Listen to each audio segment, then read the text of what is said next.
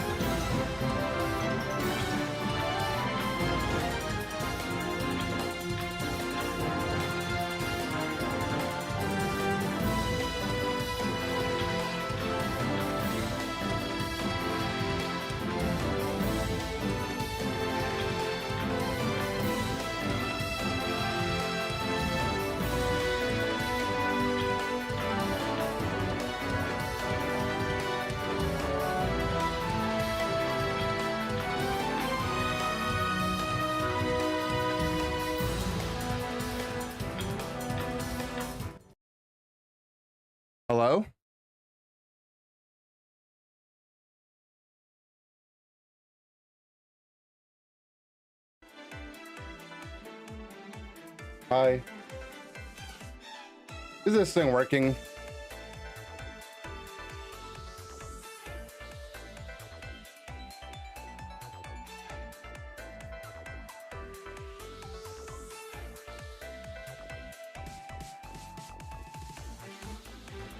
How we all doing?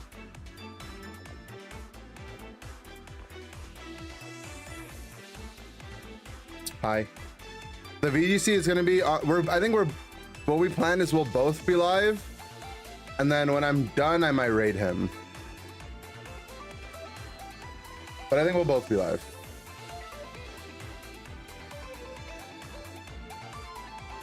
You had one of the most outrageous matchmakings in a while.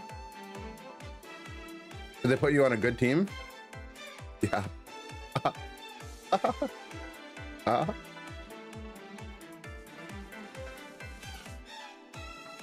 Just got the 1600. Would you agree that duo queue is often harder than solo queue? Not a chance, man.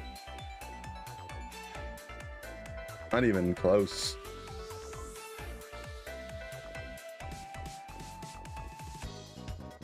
I mean, not for me. And I don't mean that in like a pretentious way, but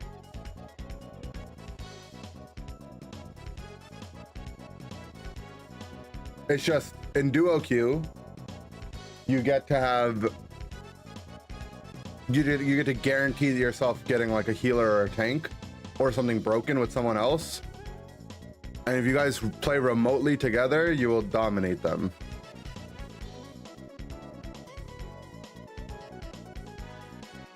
I feel like randoms get worse. Yeah, but I feel like you need randoms less if you have a partner.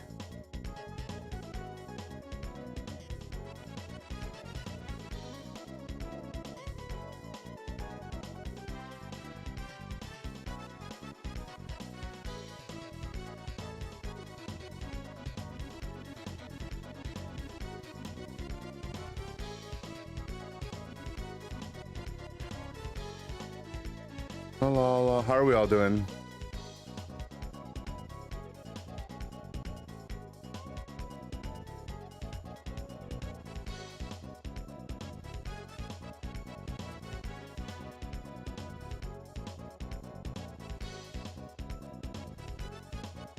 What's up, YouTube chat?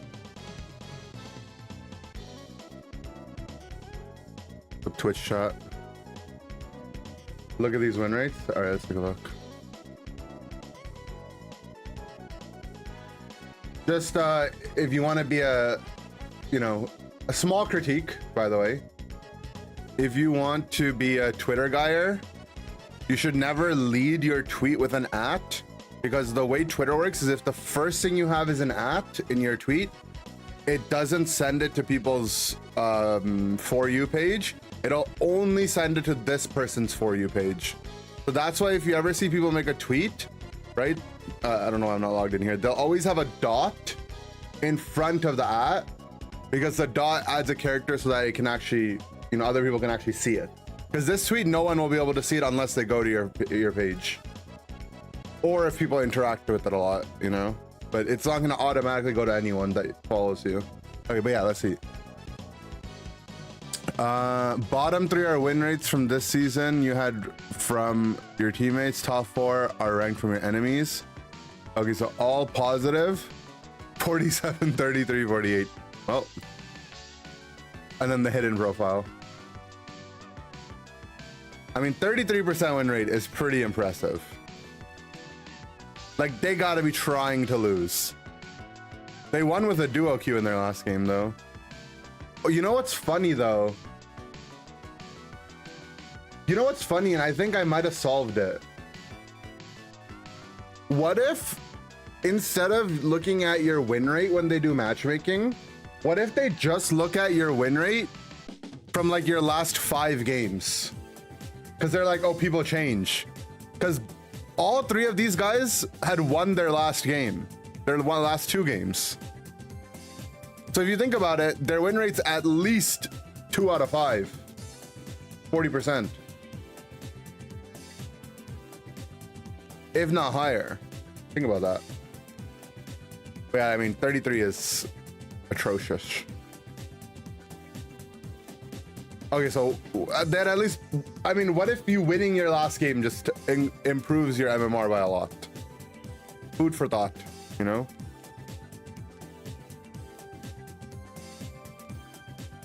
You carried? Well, I mean, I would say they carried, they won.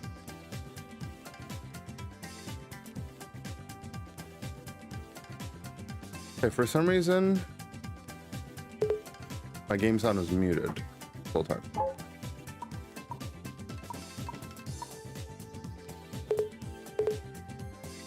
You guys hear that? You can, can't you?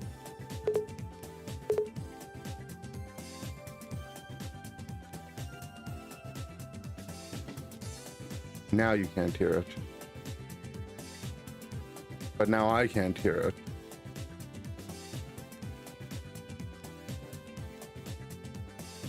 That's peculiar.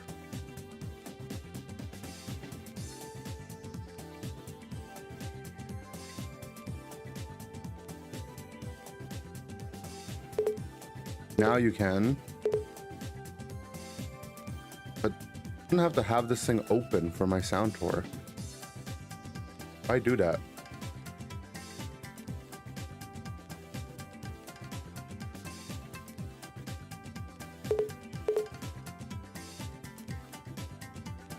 Now you see me, now you can't.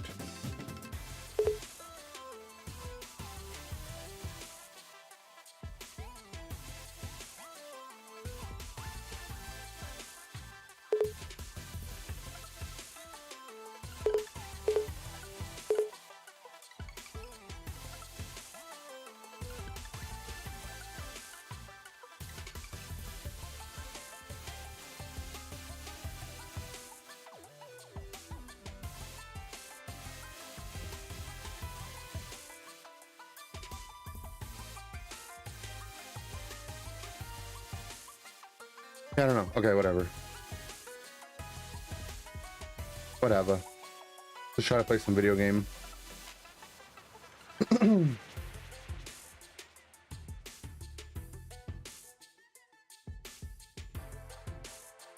You figured out how to fix the matchmaking system to get better games? Average player with 55% win rate the last few seasons, but now it's 65. You just have to rotate accounts as soon as you start getting games you're meant to lose. So just stop playing the game when you feel like you're about to lose. What if there's some correlationish data here where you feel like you're meant to lose the games when you're tired and you play worse when you're tired, so you stop playing when you're tired and then you start playing when you're not tired again, and you just hack, you know, mental hack your own system. Think about that.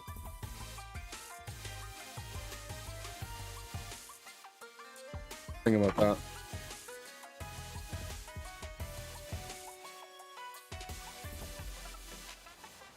Might be placebo. That's what I'm saying. You always got to consider, is there placebo?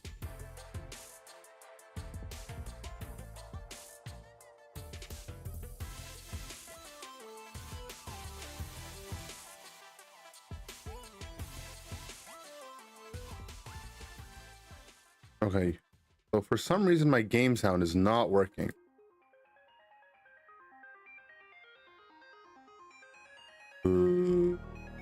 Guys,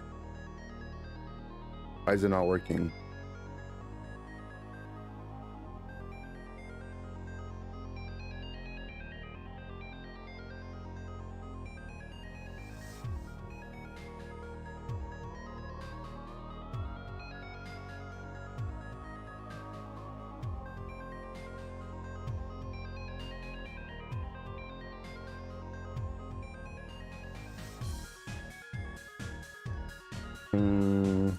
One.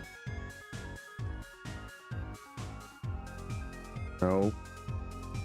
Is it placebo or is my game sound actually not working? No, it's actually definitely not working.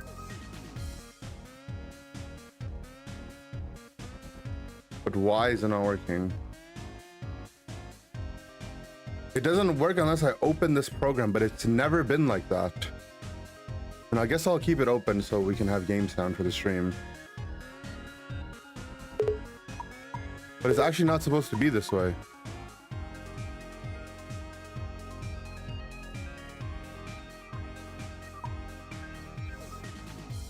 I don't know what happening.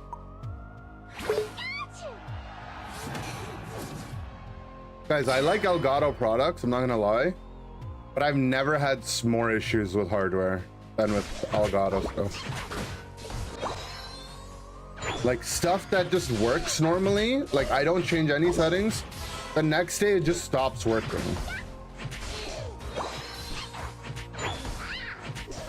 And then the next day it just goes back to working.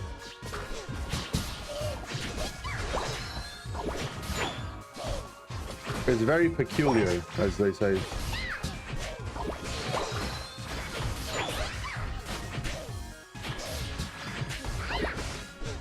Oh, that feeling when you get webbed on your X feed. No. Shoot me.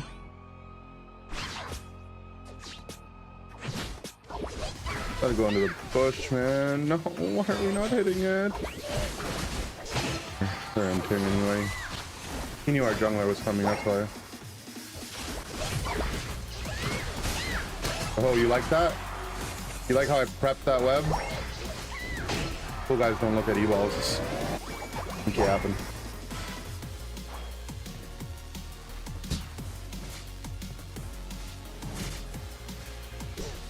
My Leafman just doesn't want the beast? What is... He ran all the way around just to try to trick this guy? I mean, I guess it worked. Kind of. But he kind of tricked our own team too, because my Guja ran away too. They both ran off the bees. I don't understand.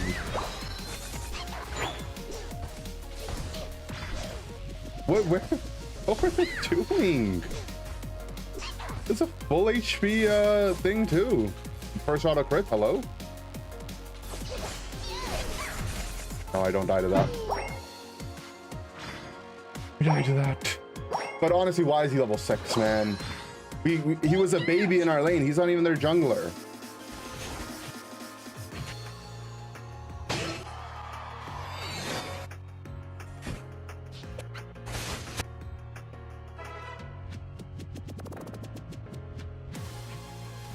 Full tackle's good here.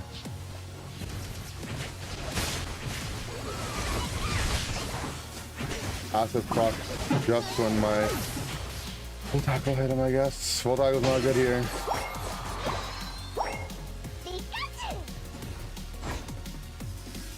We actually were dominating this game, but I mean,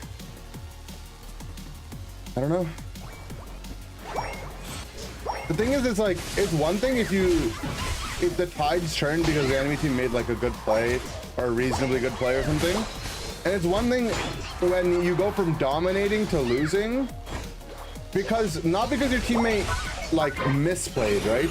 Because technically he did misplay, but because your teammate made the most egregiously bad play that they could have. Like, it's like a Doctor Strange angle where there's 14,973,000 different things that they could have done, and they picked, you know, the 14,934,999 play to make. The one that we lose, right? And the one that we lose was our Leafeon walks around in a counterclockwise circle and then comes back and dies to them after we had already killed them twice in lane. Foxy, they didn't give me a chance to steal it.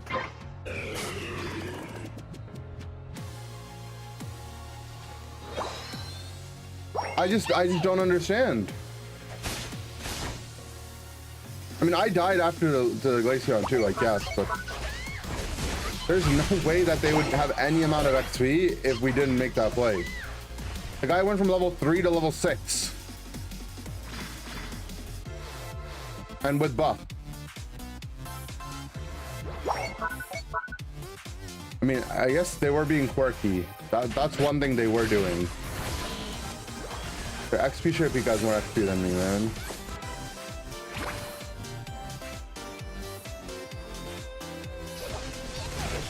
The thing is, what they did didn't even seem fun. Like, that's what's upsetting.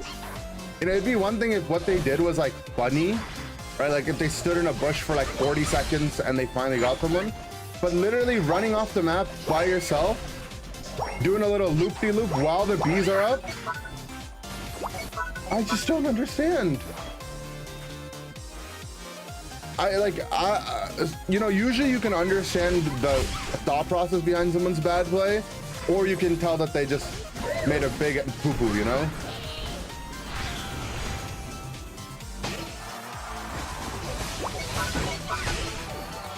Like, that guy just fully ran it down, right? He was just mad, he unga boonga'd it. What Legion had done earlier, I'm trying to figure out what the thought process was. There was no unga boonga. It wasn't funny.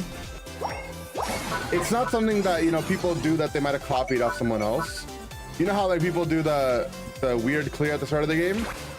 That one's bad, I don't understand it, but a lot of people do it, so someone might have copied someone else from it. The play where the bees spawn, you walk around, do nothing for a little bit.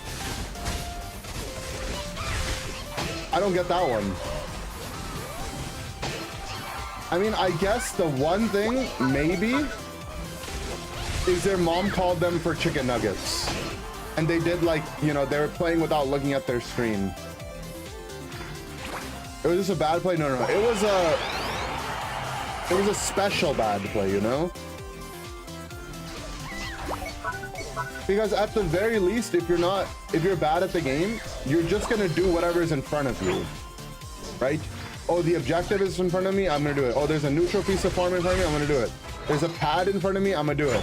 There's an enemy Pokemon in front of me, I'm gonna ult them, right? Like, that's the quality of bad plays that people usually make.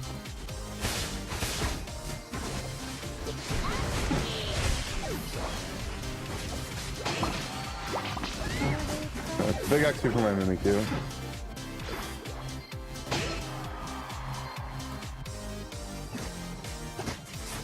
Any theory on why Euro when there are two good teams playing against each other, the other is the most boring thing, but when two not so great teams play, it's usually a good show?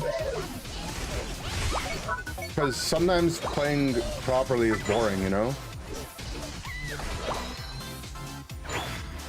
Someone is just making the good play is boring. Good thing in VGC, nobody can throw your games for you. False. I know you're the pro here, but I actually learned this one in Temtem when I played it, and it translates to VGC. VGC players do this all the time.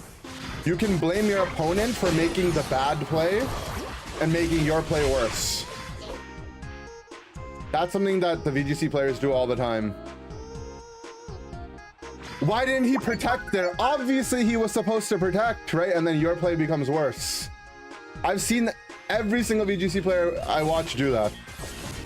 They blame their opponent's misplays for why things went wrong. And honestly, we do that in Unite too, right? Like Regieleki is pushing, and so you go to score bottom and 5 people come bottom and Regieleki goes, and it's like, why would the enemy team do that? Like, they got me, but why would they do that? Also, we lost, by the way. But this game seemed quite doomed for a while. Oh, they're not even hitting it that hard.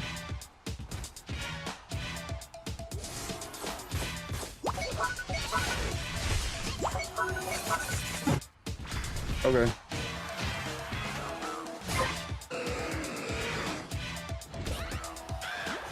I lost because they're bad excuse. Yeah, I mean it's one that goes deep.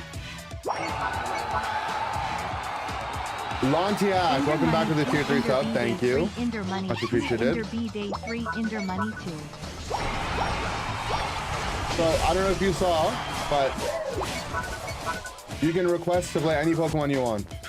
I made it so whenever a T3 resubs, they can request a Pokemon. If you want.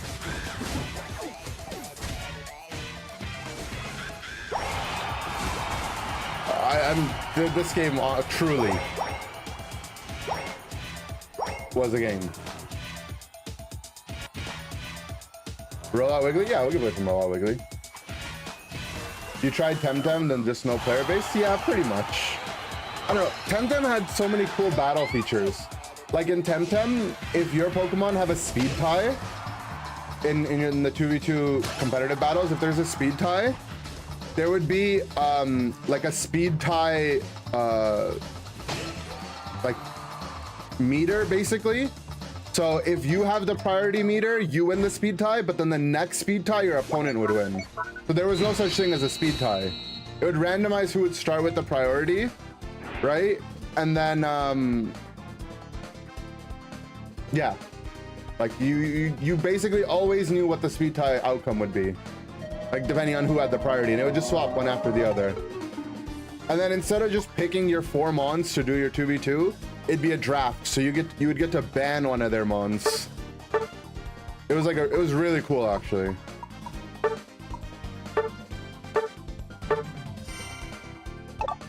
Forgot about Temtem, yeah. It was fun.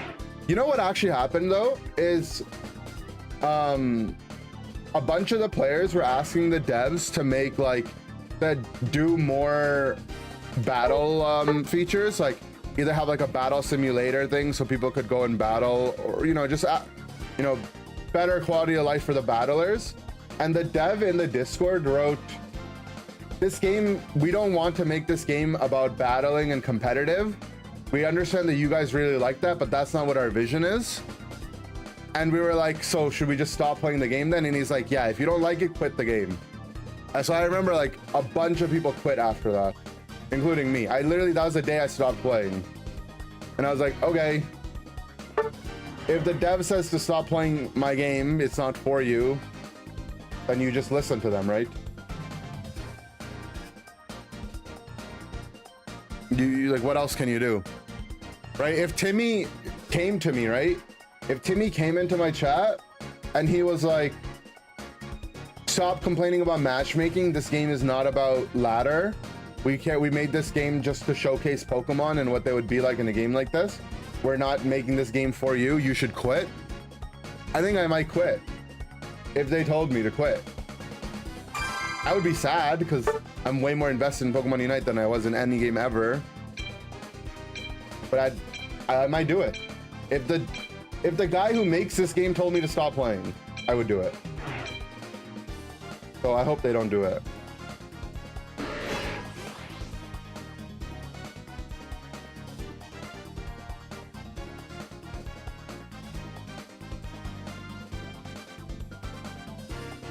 Quitting Unite, never.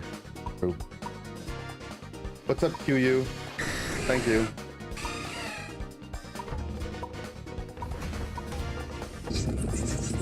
Play cross on a bit. I want some Mudkip for Unite. Honestly, based. Me too.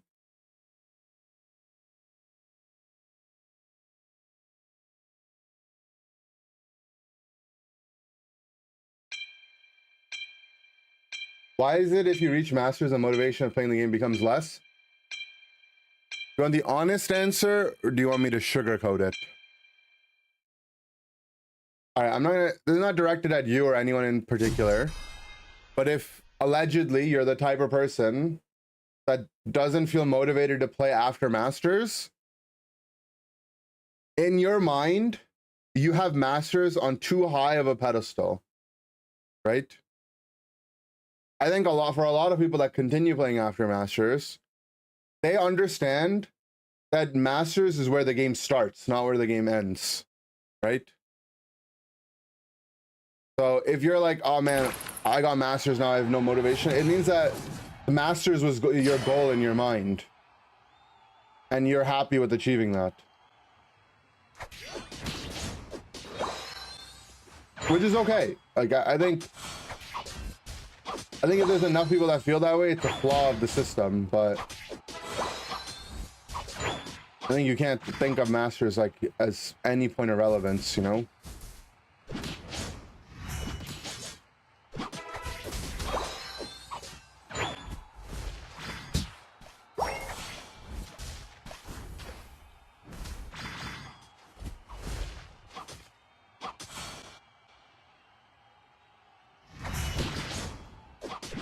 There's like a training sandbox, yeah, and I think that's why they like squishing people down, you know?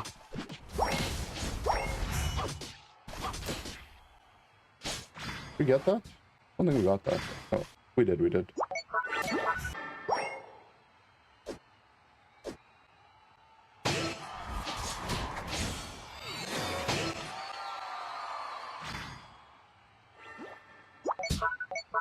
I just spit on me. Whoa. And my evolution griefed me. Whatever, we did pretty good considering their junglers here. He just... Oh, okay. That is a eject. Like, I just saw him hone claws into the bush, you know? He's trapped. Got that. I did get the new bro skin, yeah. We'll use it some more, for sure.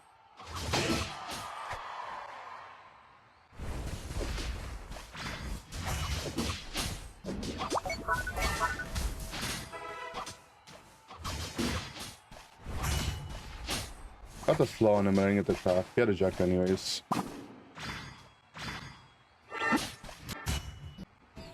Man, fuck, why are you actively sabotaging your own fucking team, dude? Oh, God. What in the fuck, man?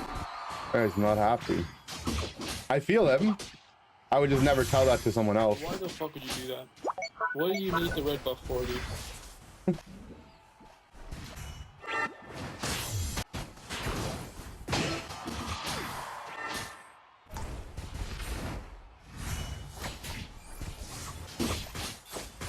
Focus man. Big Rockton.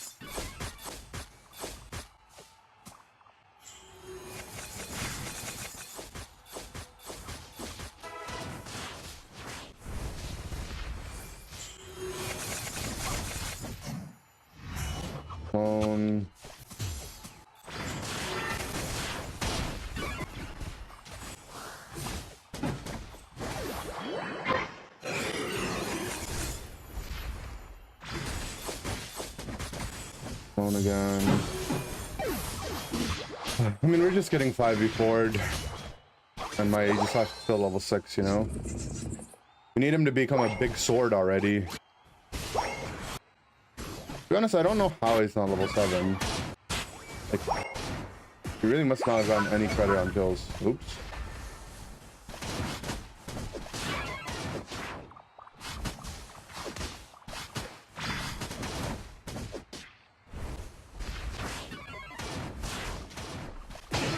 Nice.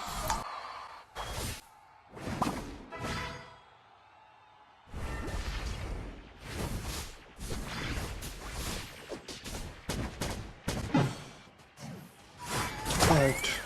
At least they're not doing the objective, I guess.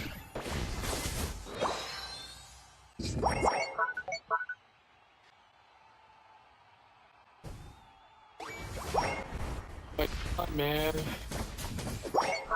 Resort's not You're happy. playing Delphox like you're an all-rounder, dude. Like, when are you actually gonna be a me? You know, what's funny is everything he's saying is not wrong. The Delphox has just been sitting top for way too long now. And he's also running at their pad and dying.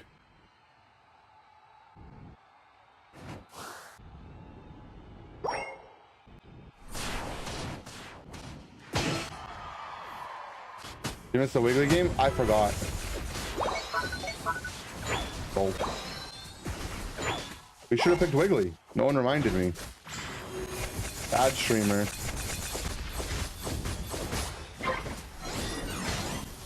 Hello. I'm bro ulted. Saying the right things the wrong way, yeah. I mean, I just think, honestly, I have no problem with it. Like, people need to get yelled at to get better, so I feel like I don't want to be the one to do it.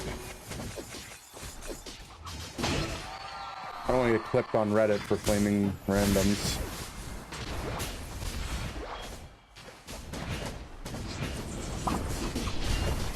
It jumps back on top of me.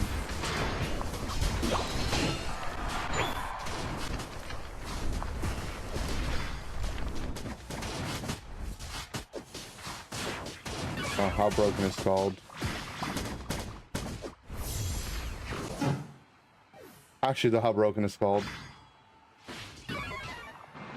You saw the Wiggly game here. I'm so sorry. Oh, what?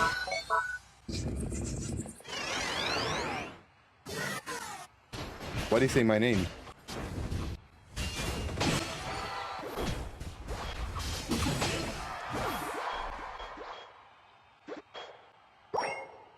It should not, yeah.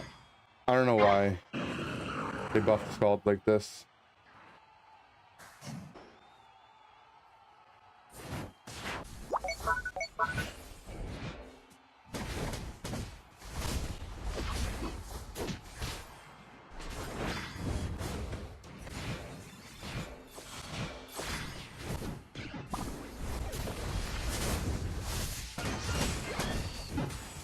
Nice, just scissored them in the fireworks. Alive.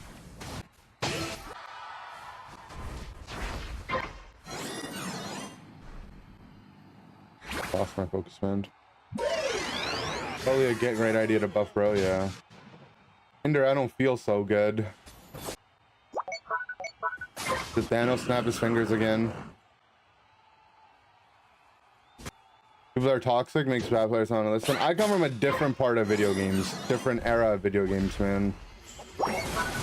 If you said that to someone 10 years ago playing Dota, not that it makes it correct, but if it was like, oh man, when people correct me, they're too mean about it, so it makes me not want to listen, it'd be like, okay, then stop playing, bro. It's a multiplayer team game, right? You playing with everyone else, like, you're at least partially responsible for making the game playable for other people too, right? This is an example I gave yesterday. Imagine you go to play a rec league game of basketball and one of the guys starts kicking the ball around with his feet, right? And it's like, bro, like, come on, you gotta dribble the ball. And he just spits in your face. That's kind of how Pokemon Unite is when your Delphox backcaps and race spawns. Please, man, you're the key to the fucking game. We just need you. We just need some spells. Like, it's like, bro, please, can you at least just try to dribble? And he's just spitting in your face the whole time.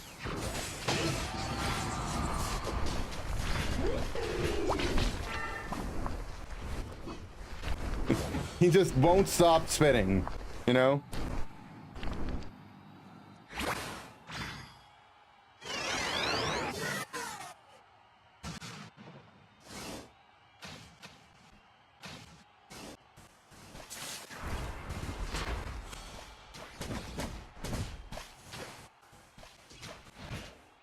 Got Glaceon going.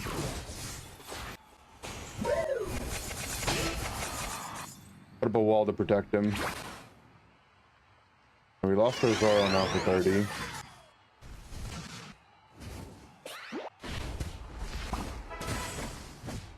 Oh man, playing the clone stun because he was 1 HP. Alright, whatever, man. I'll try to zone the bro. Not happening. I don't know, man.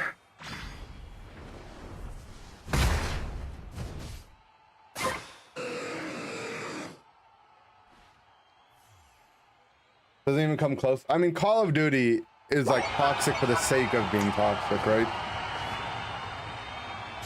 I feel like COD is like the other end of an extreme when it comes to being toxic in multiplayer games.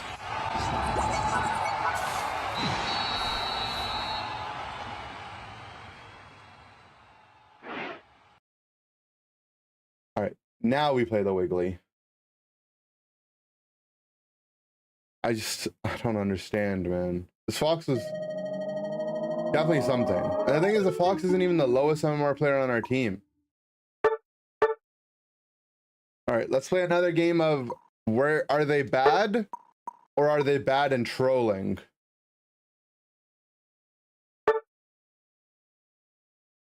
Because everyone's bad, but are they reasonable but started trolling? Or are they just pure bad?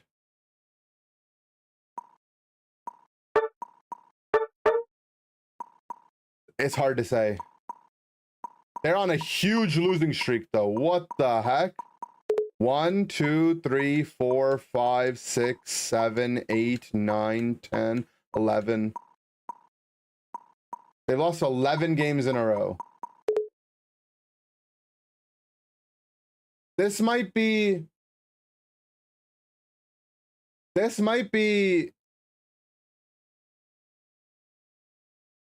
This might be they handed their account to their little brother situation.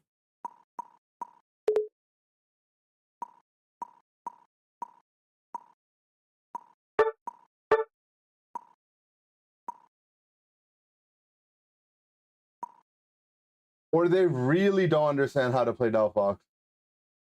Well, it's 14 straight ones. I think I've probably had something bad, like 7 or 8. I mean, it's like people are gonna go on streaks, but what that guy was doing was, yeah, I don't know. What that guy was doing was, I don't know.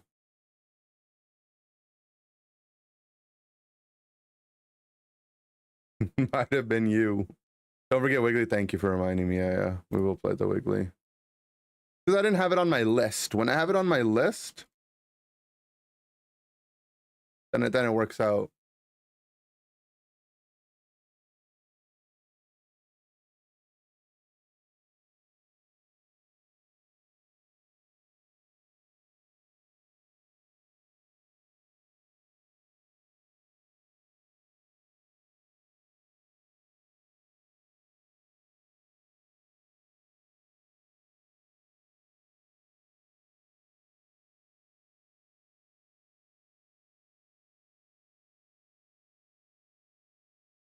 Seems like he really wants to learn to play it, though. Yeah. That's the vibe that I also got, that he really just wanted to learn. Yep.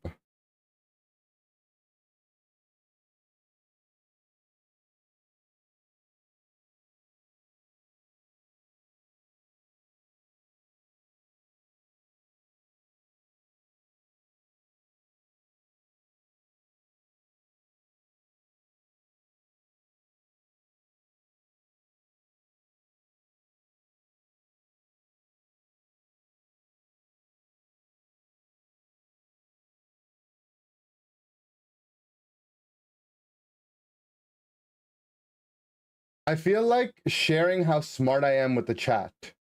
I just locked myself out of my work truck and currently waiting an hour for a spare key. Dan Marsh, I'm sorry that happened. But you are a Pokemon Unite player, you know, and there's only so much we can expect from people like you. People like us, I should say.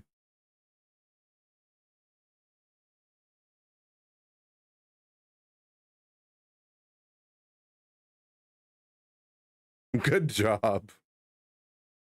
Great job.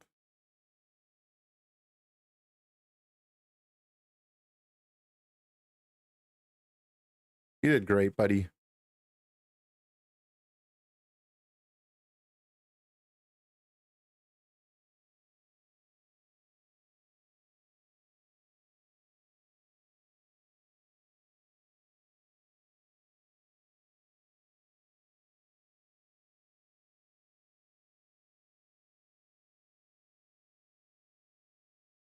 The urge to make it known you're smarter than everyone else. I don't have that one.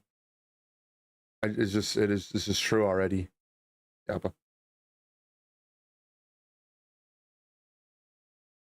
right, what's going on with my queue though?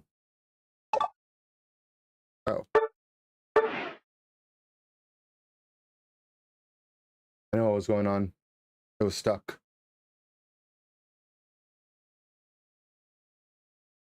Me and a guy I duo went an entire day winless. He wouldn't rotate top for any reason despite being our defender.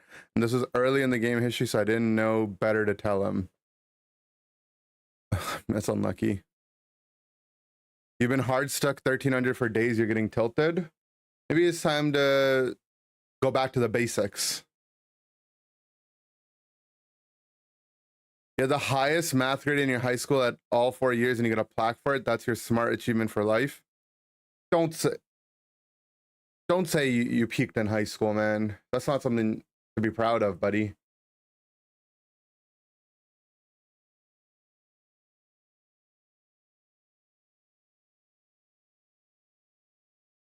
What's the square root of his ass? Can you solve that one?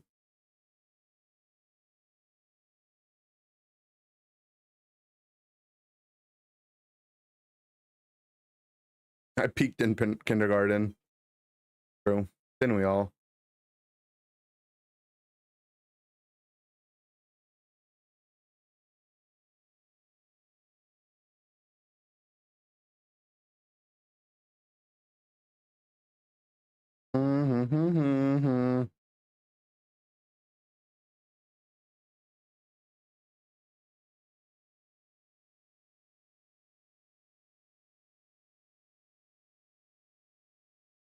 All right, we're in, finally.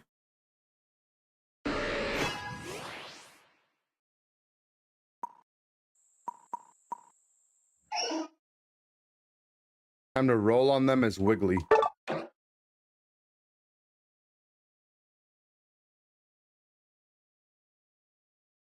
We actually have no range damage this game, huh? Okay.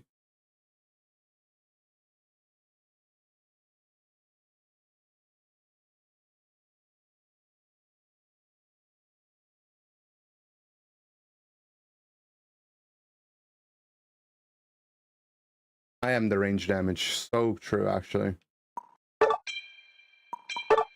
Okay.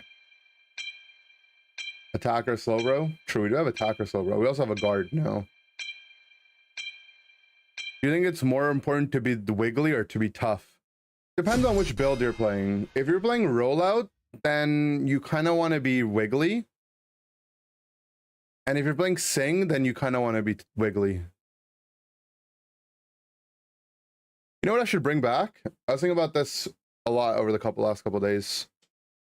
I think I brought it up to someone at NAIC as well. For those of you guys that watched me in season 1, when I used to play Wiggly rollout, I used to use the protractor to help calculate the angles. There we go. Now we can do optimal rollout angles. When do you go tough? That's the secret, buddy. I'm always tough.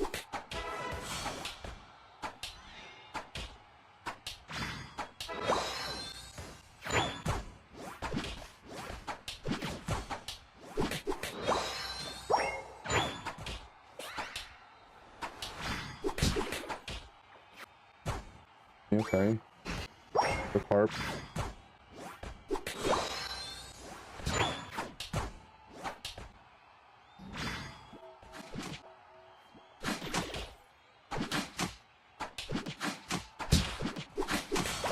Got it in between my pound ticks, sadly.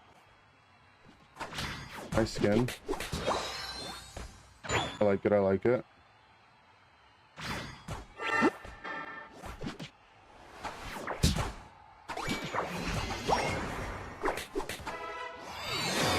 Alright, roll out online.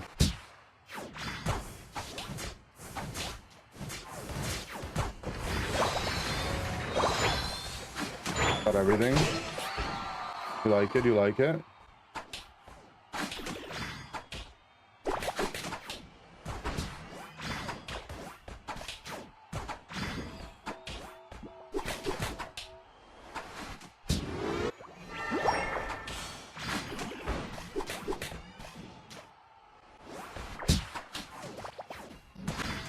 Can't let him get this.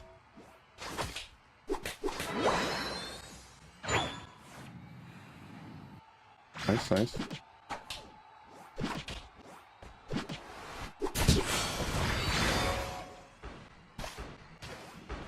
Oh, I almost died going for that.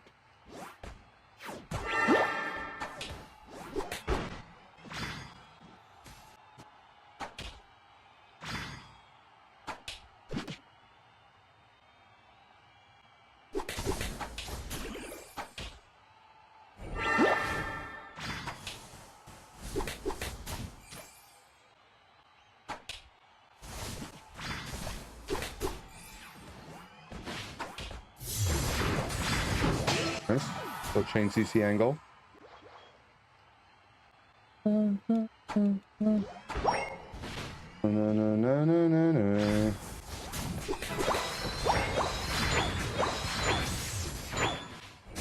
I'd slap to the 20. One auto. Oh. Autos are too weak. Gotta back it up. We gotta back it up. We didn't back it up, guys.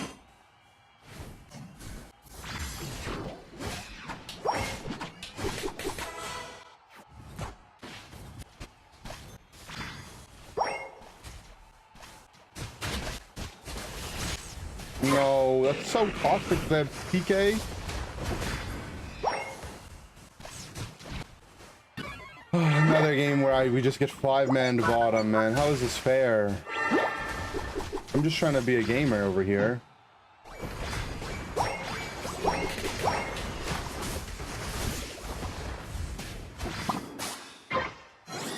A trio queue. I'm getting trio queued. Entire trio queues abandoned me.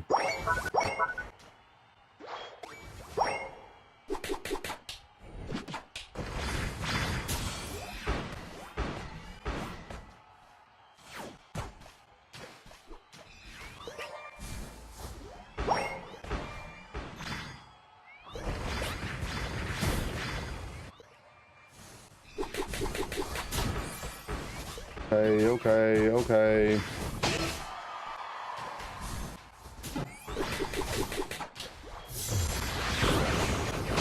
Oh, who showed up? A protractor? This is how to land your rollouts better.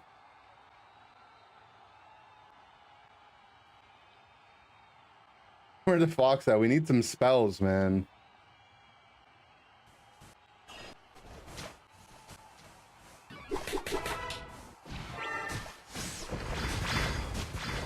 I'm rolling.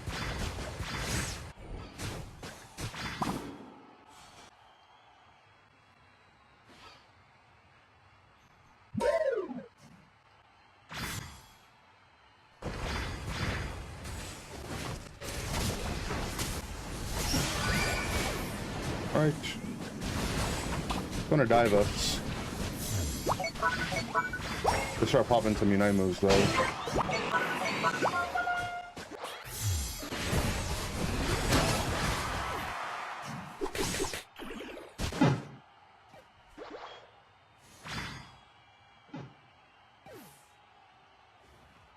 This is what real gaming is like. Not really. But allegedly.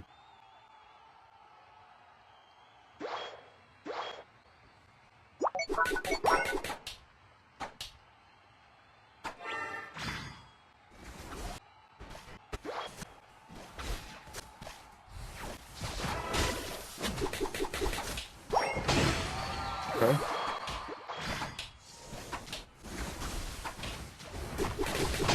Okay. They're hinting a little bit. You like to see it.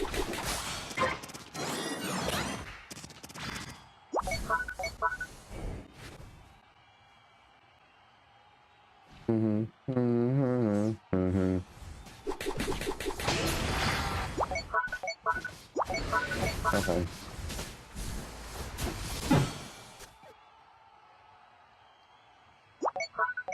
Okay, man. I get it. I get it.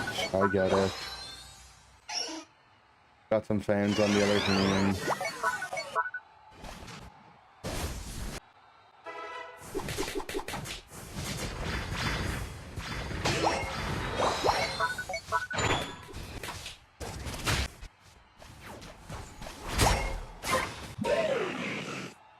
Yeah, their pussy is just the best.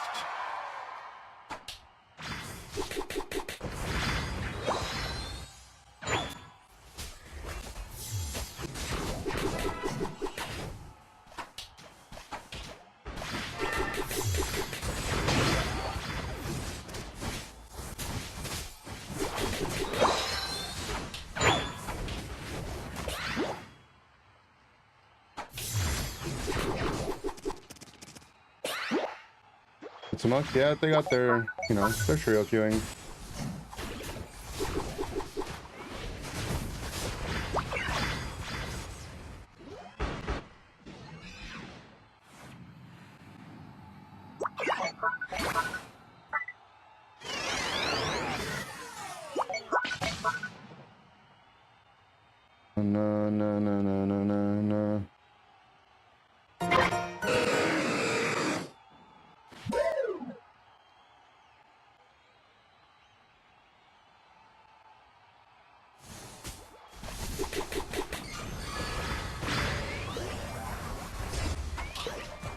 No one here.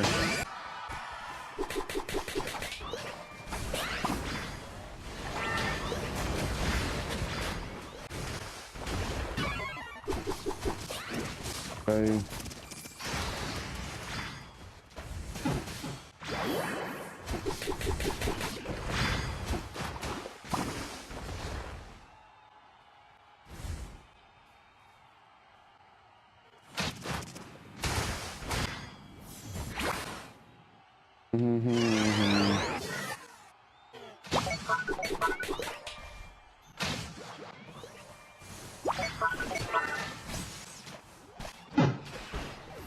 Oh my god, I'm dead on my pad, man.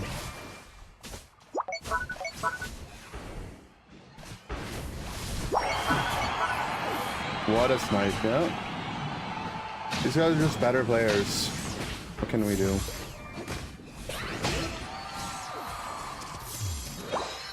I mean, the guard's playing Moonblast, so their damage output's going to be a lot less, right? I might have thrown. We have to hit it, guys.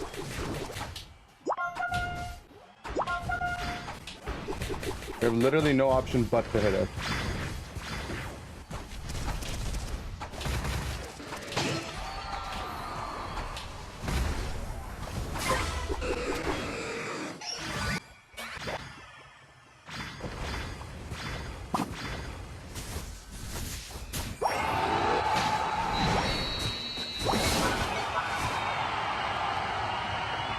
Show me the perfect rollout angle with an eject to make it to the pad off the protractor.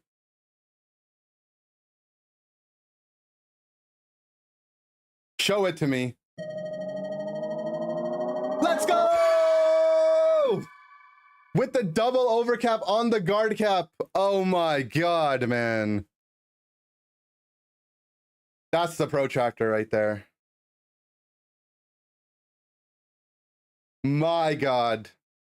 With the tiebreaker on the buzzer beater. That's it right there. My god.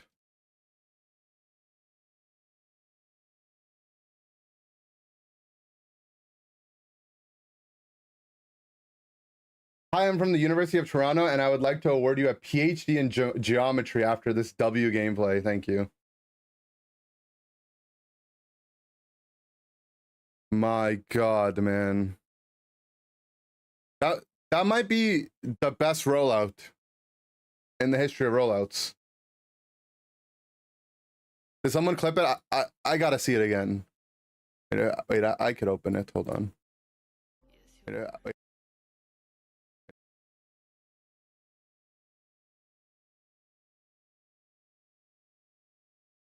All right. Output's gonna be a lot less. Came from Muck's stream to clip it. That sucks. There. All right. Honestly, though, if my team spent less time chasing them around and hit it, we would have had more time to score.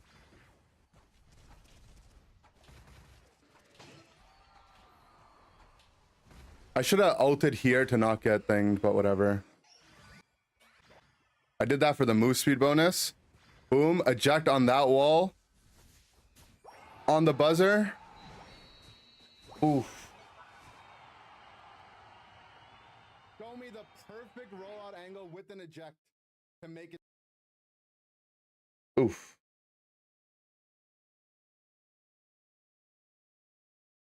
There's two of me. PogChamp. Would have tied if it wasn't for guard. Yeah, for sure. We both needed our scores off, or I needed one more money. The eject could have been more efficient. Your mom could have been more efficient, man.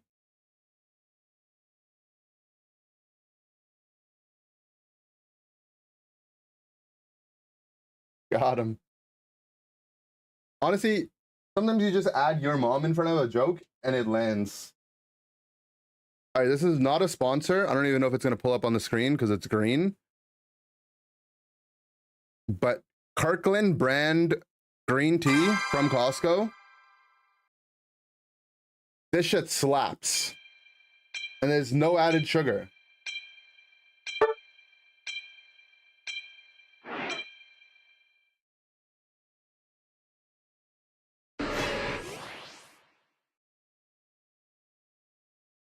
The main ingredient is just water and green tea. Never seen it not in a can. It's from Costco.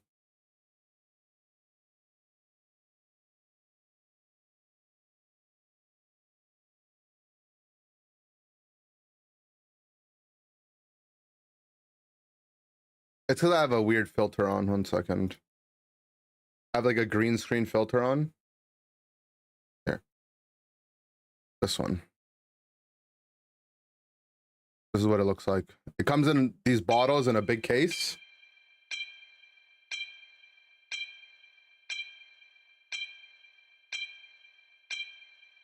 It's quite nice.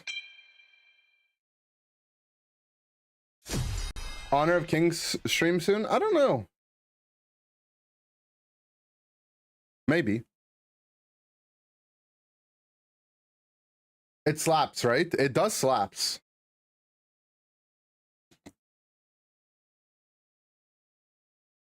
Is it sweet though? It's not very sweet, no. It has a bit of artificial sweetener in it, but it's not like you can.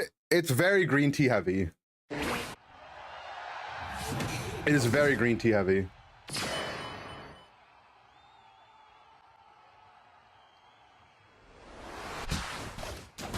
You don't like playing games on your phone, so no Honor of Kings? Yeah, I'm not a great enjoyer of playing on phone either. Mostly because it strains my neck looking down.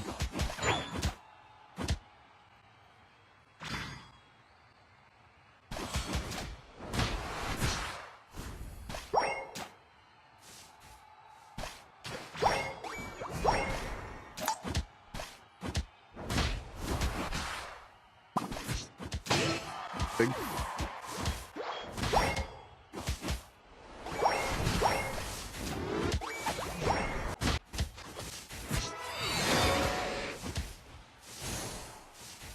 I'm gonna Pika early gank.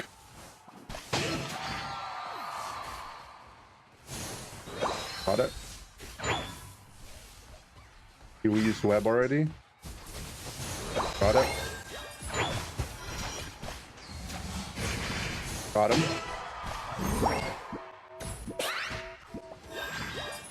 Got him. Got him. We get the burn debuff though. Wait, XP share and me right on.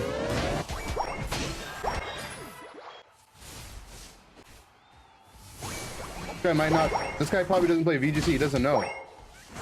Where's the choice specs? Dabba.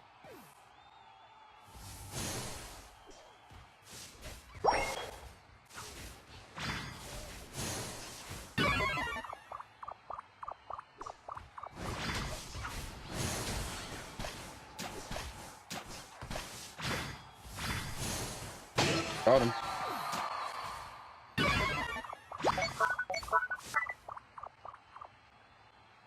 Slowbro, yeah, Slowbro has never really been bad, but they definitely did buff him, and you can feel it. It's feelable. Oh, that guy got sucked. You, sir, have just been sucked. I'm gonna score, you know that, right? Like, you can be toxic about it, but it's toxic.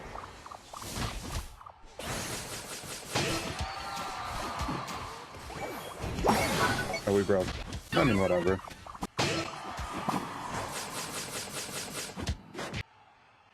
His name is Regarded. What does that mean? I can't save you, buddy.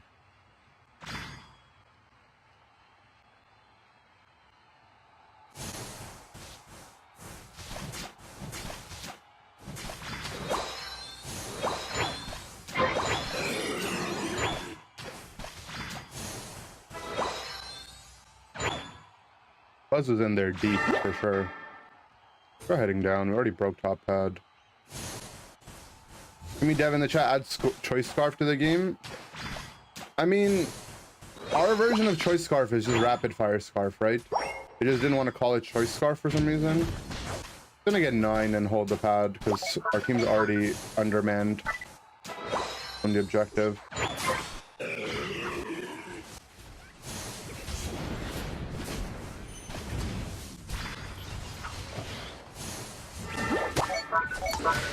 I think that's level 9. Big kill.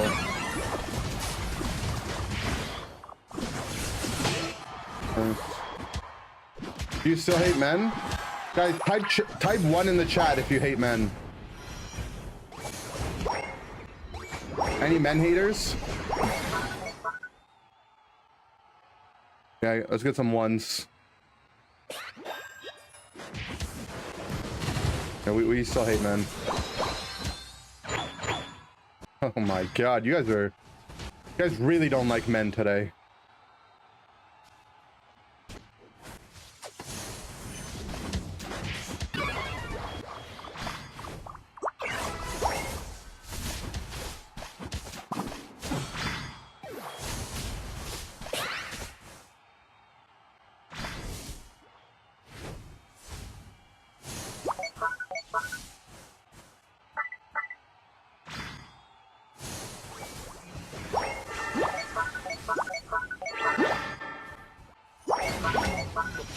Let's hold it against 5 people, man.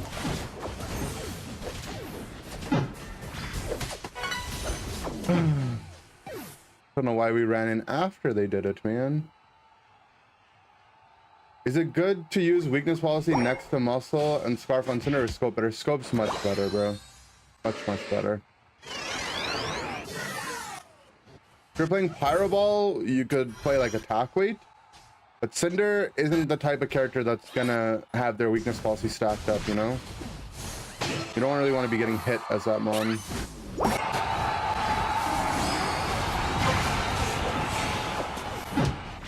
Okay.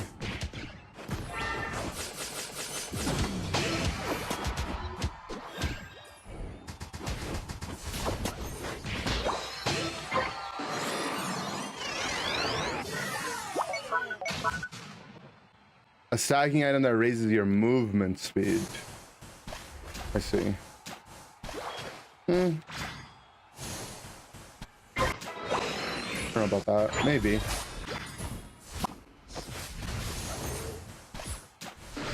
Gonna take back Twee, man.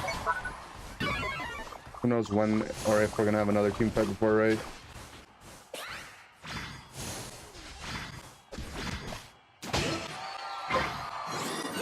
Oh, he lost it? Alright, unlucky.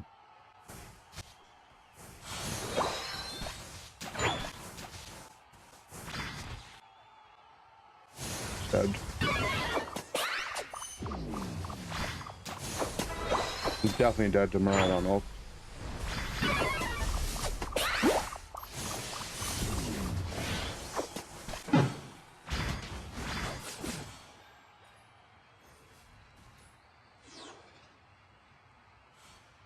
Six stacked speed Totrio. Not like scoring stacking, I think they meant, but like on like using auto attacks or something. Have I seen the Hawk Tua video? Is that a D's nuts joke? Because I don't understand. Hawk Tua D's nuts. What up, Kahu? Hello, hello.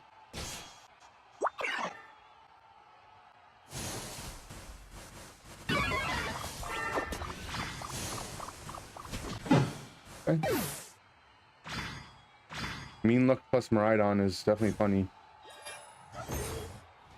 This game I'm Spoon, Specs, Incense, correct.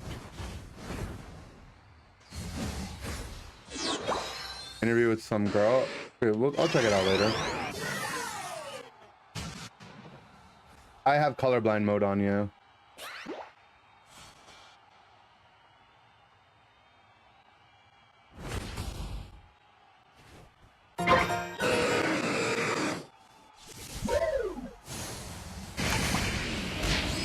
Wasted the Mean Look on me. Finish him. Nice. Missed all our spells on him. Got the spells on him before he ulted.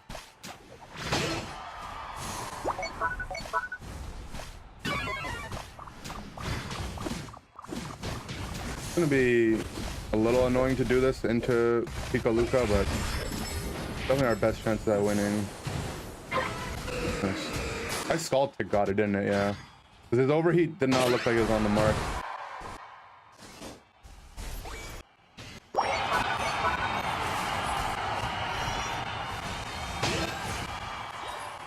These guys built up shields? Okay.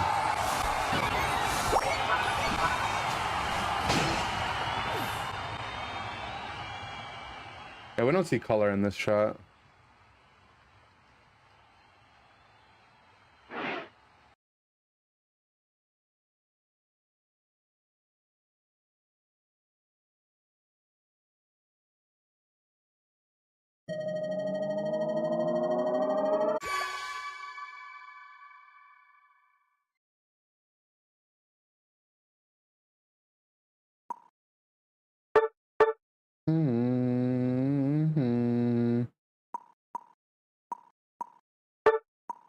You made 3 glasses Scaldbro yesterday. It was bonkers.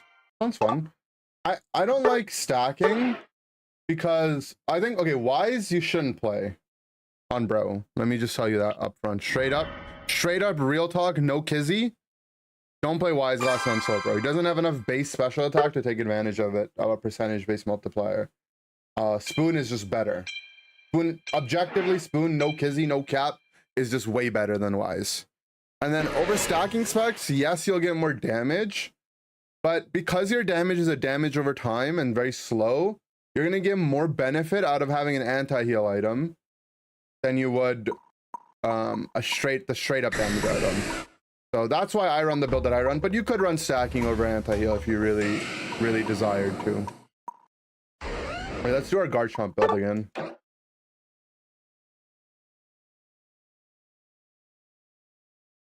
Generally speaking, on the defenders, their base special attack is too low to justify using Wise Glasses, when instead you could be obviously stacking, or there's so many good special attack items, right? Like Spoon will always be the most superior damage item. Unless your character has something in its kit that isn't damage oriented, but rather stat oriented. For example, like Blissey using a SP item to increase their healing, right? That's where Spoon isn't better. But if you're strictly speaking on damage levels, Spoon is going to outperform a raw stat item every time, especially on defenders.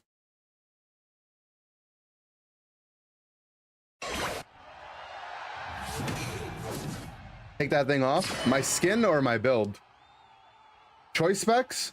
Choice specs will often be close, where maybe your choice specs proc every 9 seconds will outperform the Spoon damage, but it'll be close either way.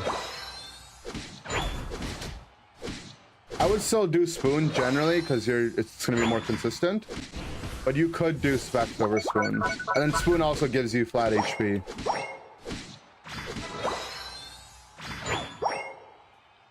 So that's just, Spoon's just more broken for that aspect. Generally though, if you're playing a special attack damage healer, you're gonna have both of them on. The exception being auto attack oriented Pokemon, so Glaceon Icy Wind is a good example. You know, Glaceon Ice isn't gonna be able to proc choice specs very often, so you wouldn't really care to run it on that Pokemon.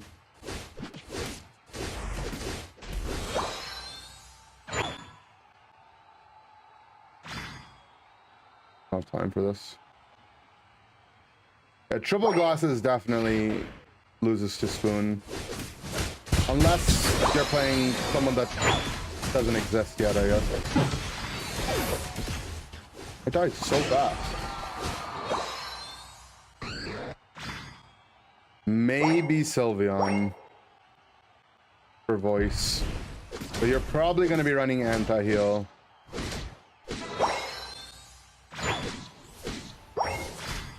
But yeah, Sylveon would be like the only viable one.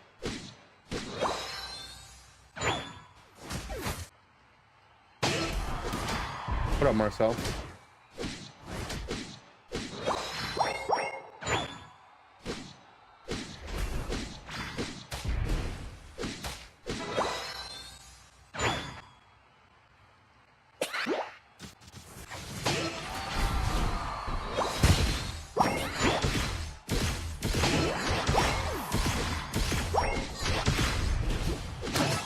How broken is heavy metal?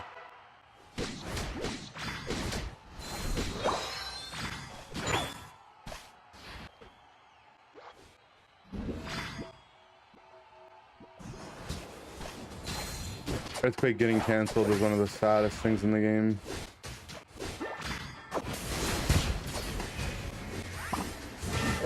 Again.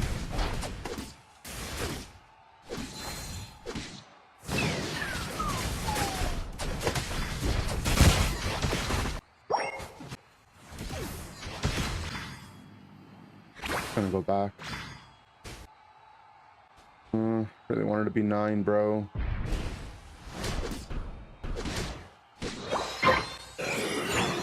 Not doing it yet.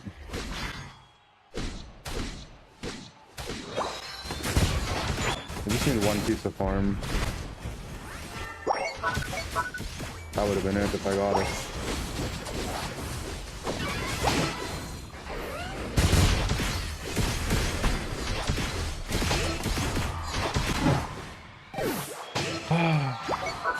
Actually lived way longer than I thought he would.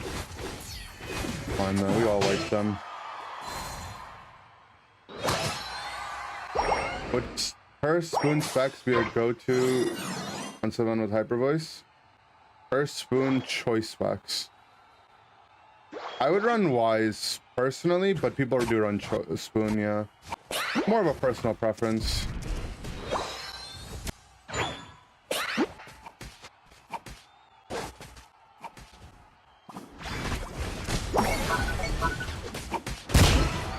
Whoa, whoa, whoa, whoa, whoa. That Duraludon sound effect, man. My ears. Of stacking specs? You could. To be honest, on Hyper Voice Sylveon, as long as you're running like anti-heal and choice specs, your third item you can really play whatever you want. Some people will play Focus Band, some people will play Spoon. Some people will play Wise Glasses. You could stack if you really wanted to. Now this Talonflame, his name is Broken Light, and I think the light might be broken. Yeah, so a lot of sound effects in this game actually proc multiple times if they hit on multiple targets. So Phalanx breaks the game in terms of sound a lot of times.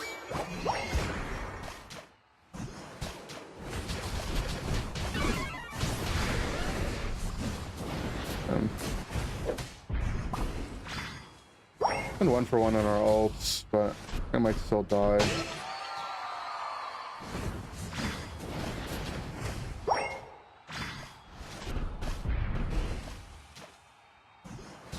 I get clipped by that.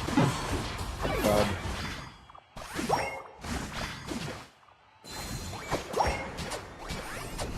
Who goes Surf when Scald just got buffed into Wish Umbreon though?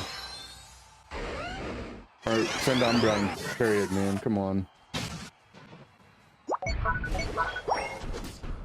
Edge.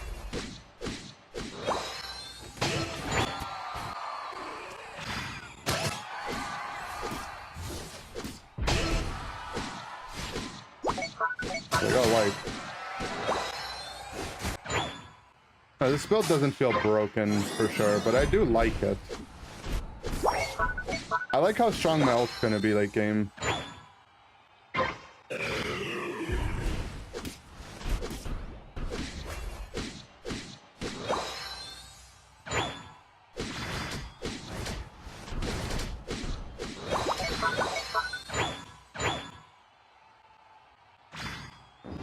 I feel when you want to stack, but their tier 2s are dead. Yeah. A lot of Reggie seals today. Not Reggie steals, but Reggie steals, you know?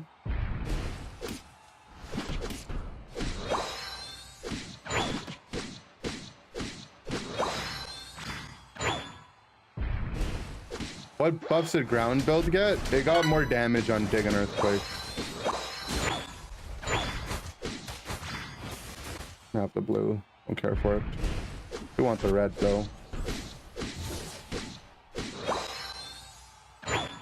Reggie robbers. Yeah, a lot of Reggie robbers.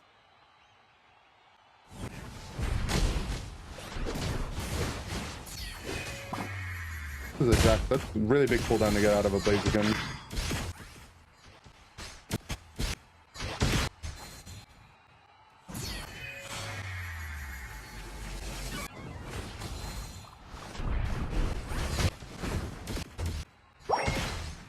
I wish, right? Yeah.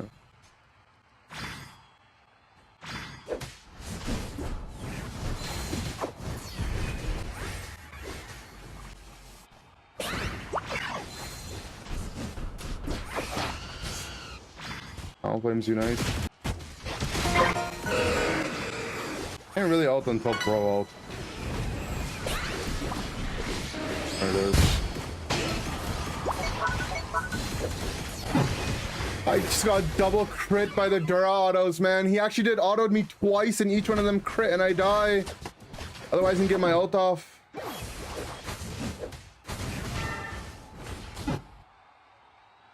It's not fair also though. I spend the entire fight getting pro ult overheated and we still can't win on the other side.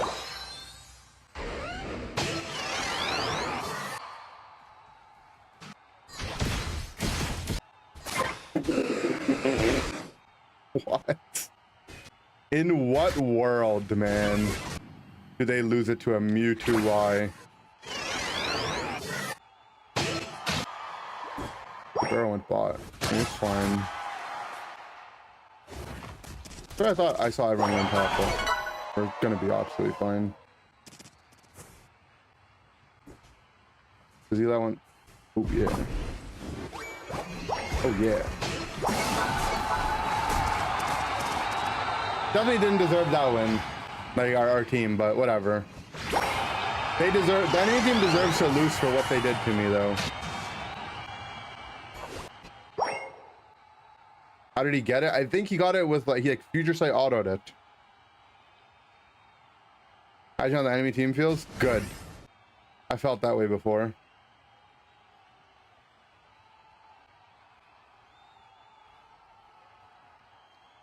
Look, remember I said the Talonflame's light seemed to be broken.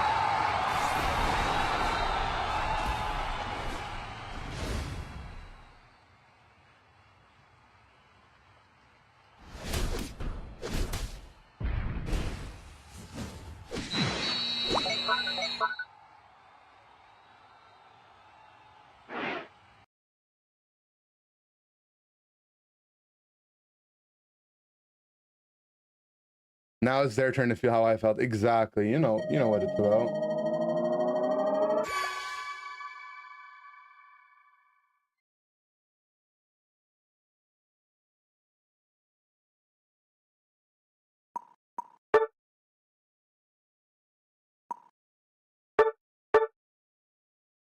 Good job to Mewtwo. See how many Mewtwo games they play. That'll decide. Oh, I mean, let's do this.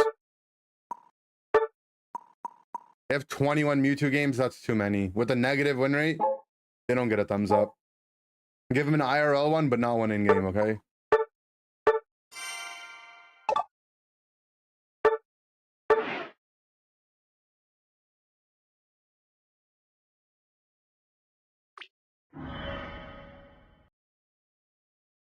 All right, guys, we're gonna do one more game and then we'll play.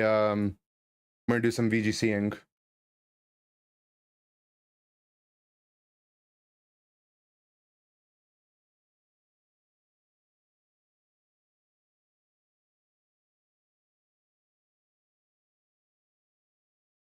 A little bit of VGCing.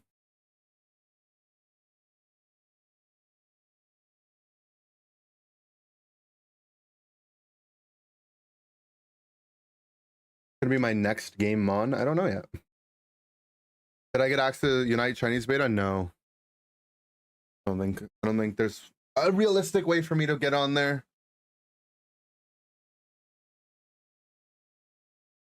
He's got 12 KOs and 12 assists on Hoopa. You know, when I was 7 years old, I was really proud of the fact that I knew what 12 times 12 was. Because it was the last thing in my multiplication table. So I was really happy about that.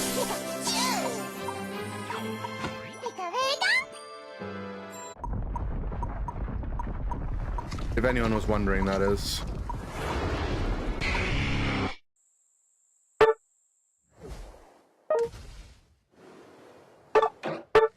11 times 11? Yeah, I know that one too. I was happy about that one.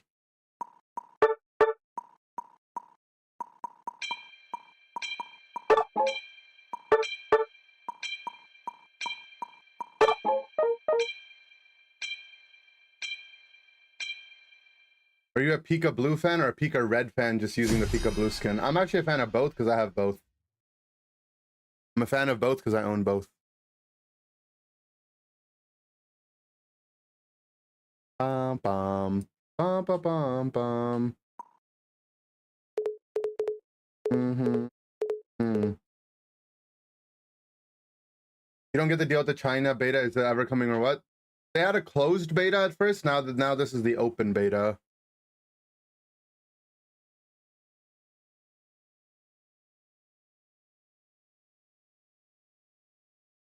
This might be the last beta they're having until release, though. Anyone remember the name of the newest EX Pokemon? I forgot. Ho-Oh. This guy's name's Bulbaplant. I'm a Bulbaplant.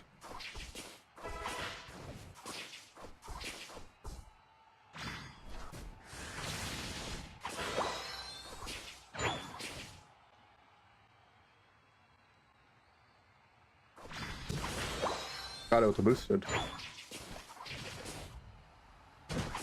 Bully them a little bit. Got a range. A really good damage though. Good jungler.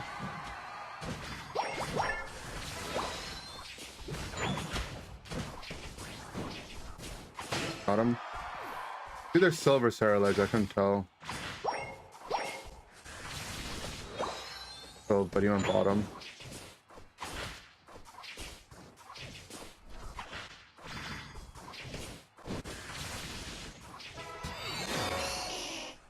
I'm gonna leash this so my plant can get 4. Oh. Kappa boosted.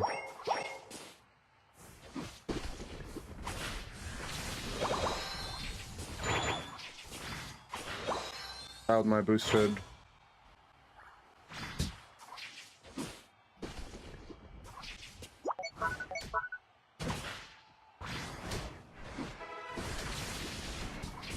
So much damage. Wait, did he just hex off of my sludge bomb? Oh my god, how broken is this combo?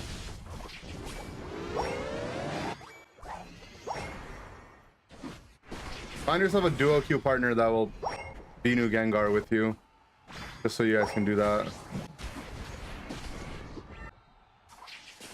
Wait, Pebble dance for him? Yeah, maybe not. I'll play Beam for him, give him the aerial support like that, you know?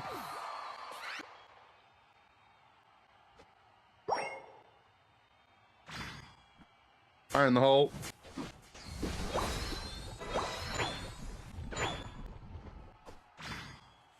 What a nice guy. He wants me to take his jungle.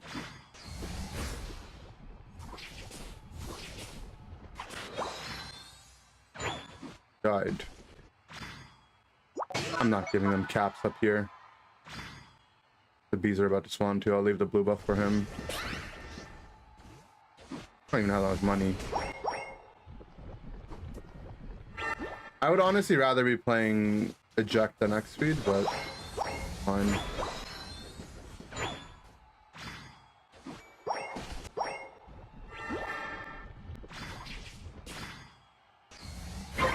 waited for him to mystical fire first. How do you unite?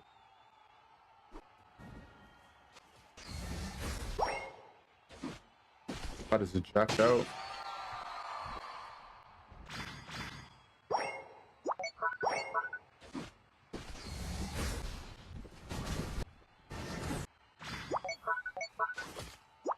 Beam come up any faster, man? Toxic.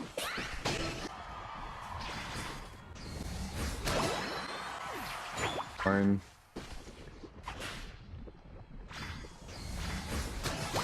Oh.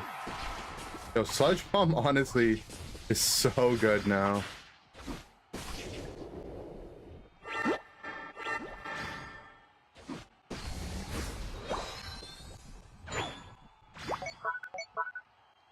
So the reason you're on amp in this build is because one, your unite move is a bomb anyways, but two,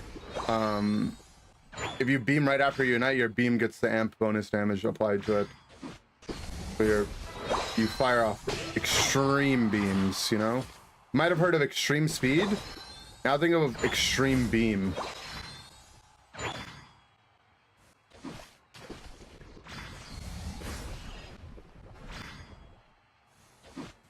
My brothers come in from behind. Flap them. Has this bottom objective not been done yet?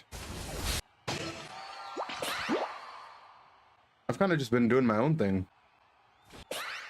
La la la la. La la la la la. I'll let them start it. But they want to. Haven't started yet.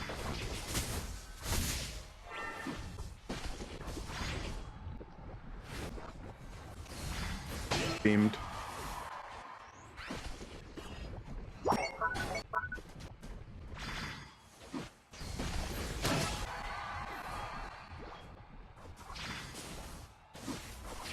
Yeah, this build is nuts now.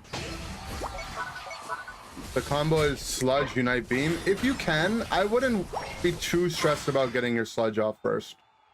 To be honest, I would just Unite Beam in most situations. But if you can have your Sludge down ahead of time, even better.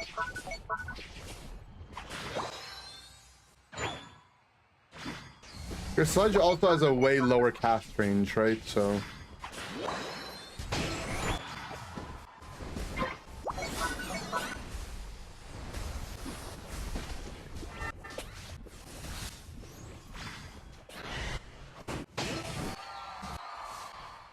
I balance on both sides. Normally we could just let this in, but we have so much damage. I'm gonna get to bot in time to defend it. It's 19 points.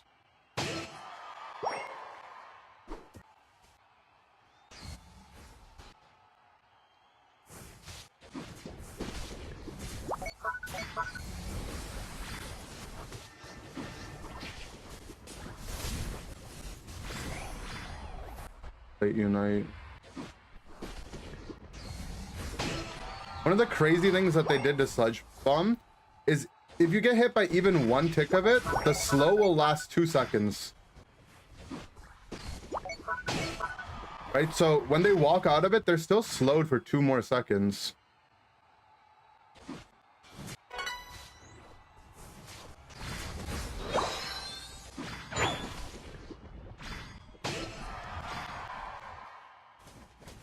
It used to just be 1, so you didn't really feel it that much. Now it actually feels like a real slow.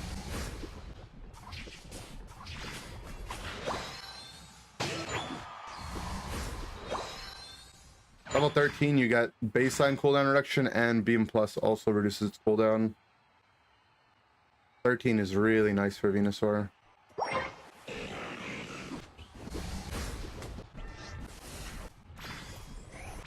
Force an Eldegoss Unite.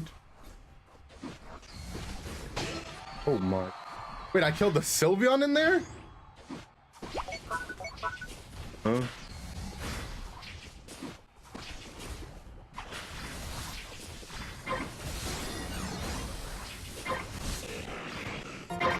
Funny. think are rated. No Starlight Unite.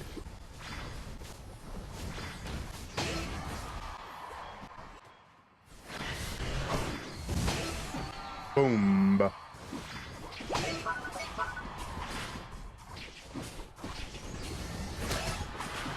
Boom. 360 eyes closed beam. Oh, they FF.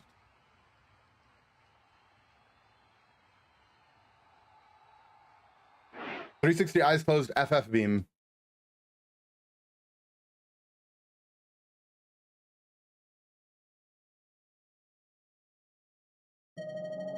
Yeah, I would say Sludge Beam is a really solid build right now. And it's very fun too. One change I would make is I'd play Eject. I don't really like X Speed. I just had it on from something else. I was playing Choice Spec, Spoon, Energy Amp.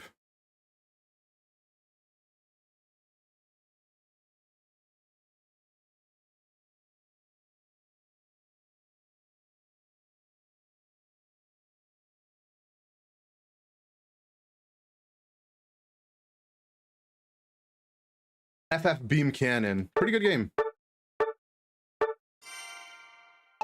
Venusaur is Venusaur with a good Teamosaur. He's a Dreamosaur. So true, bestie. Whoa, whoa, whoa, whoa, whoa. We're dodging this Q. Thing popped way too fast. All right, we're going to play some VGC now, guys.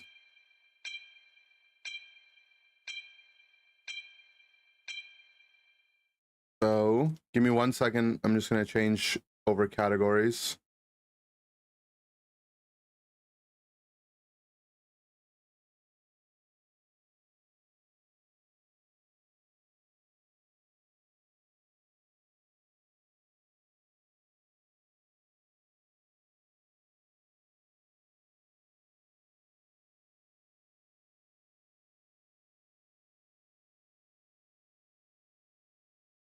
VGC Poggers. For those of you guys that don't know, VGC is the Pokemon game, like the baseline Pokemon game. So, you know, red, blue, yellow, gold, silver, crystal.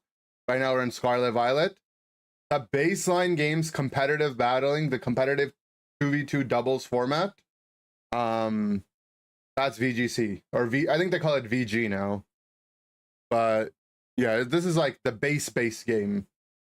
This is the Pog thing you'll see at Worlds. I mean, Unite's going to be more Pog, obviously, we all know that. But I'm going to be joined. I'm going to call him in a second. But they have regional events that take place in different parts of NA and all over the world. And in 2024, so this year, January, the winner of the 2024 Portland Regionals, and, you know, just insane gamer overall, Alexunderhill, aka Lexicon, he's going to be teaching me how to play the game. Look at that, he won. He won and he used a Pokemon Unite Pokemon. He used Dragonite. Isn't that crazy? Oh, look, all of our homies are here. Chuppa, our boy Chuppa, and our other coach Joe, they all did well at this event. Yeah, the winner is going to be coaching me, or not coaching me, but helping me out. We're gonna do we're gonna make a team and then we're gonna play on Pokemon's Showdown. Open this up.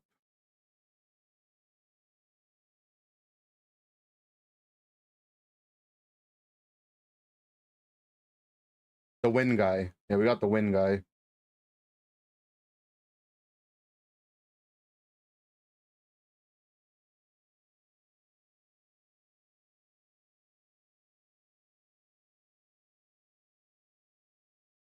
You thought Pokemon Unite was the base game? Yeah, Pokemon Unite is the base game, actually. You're right.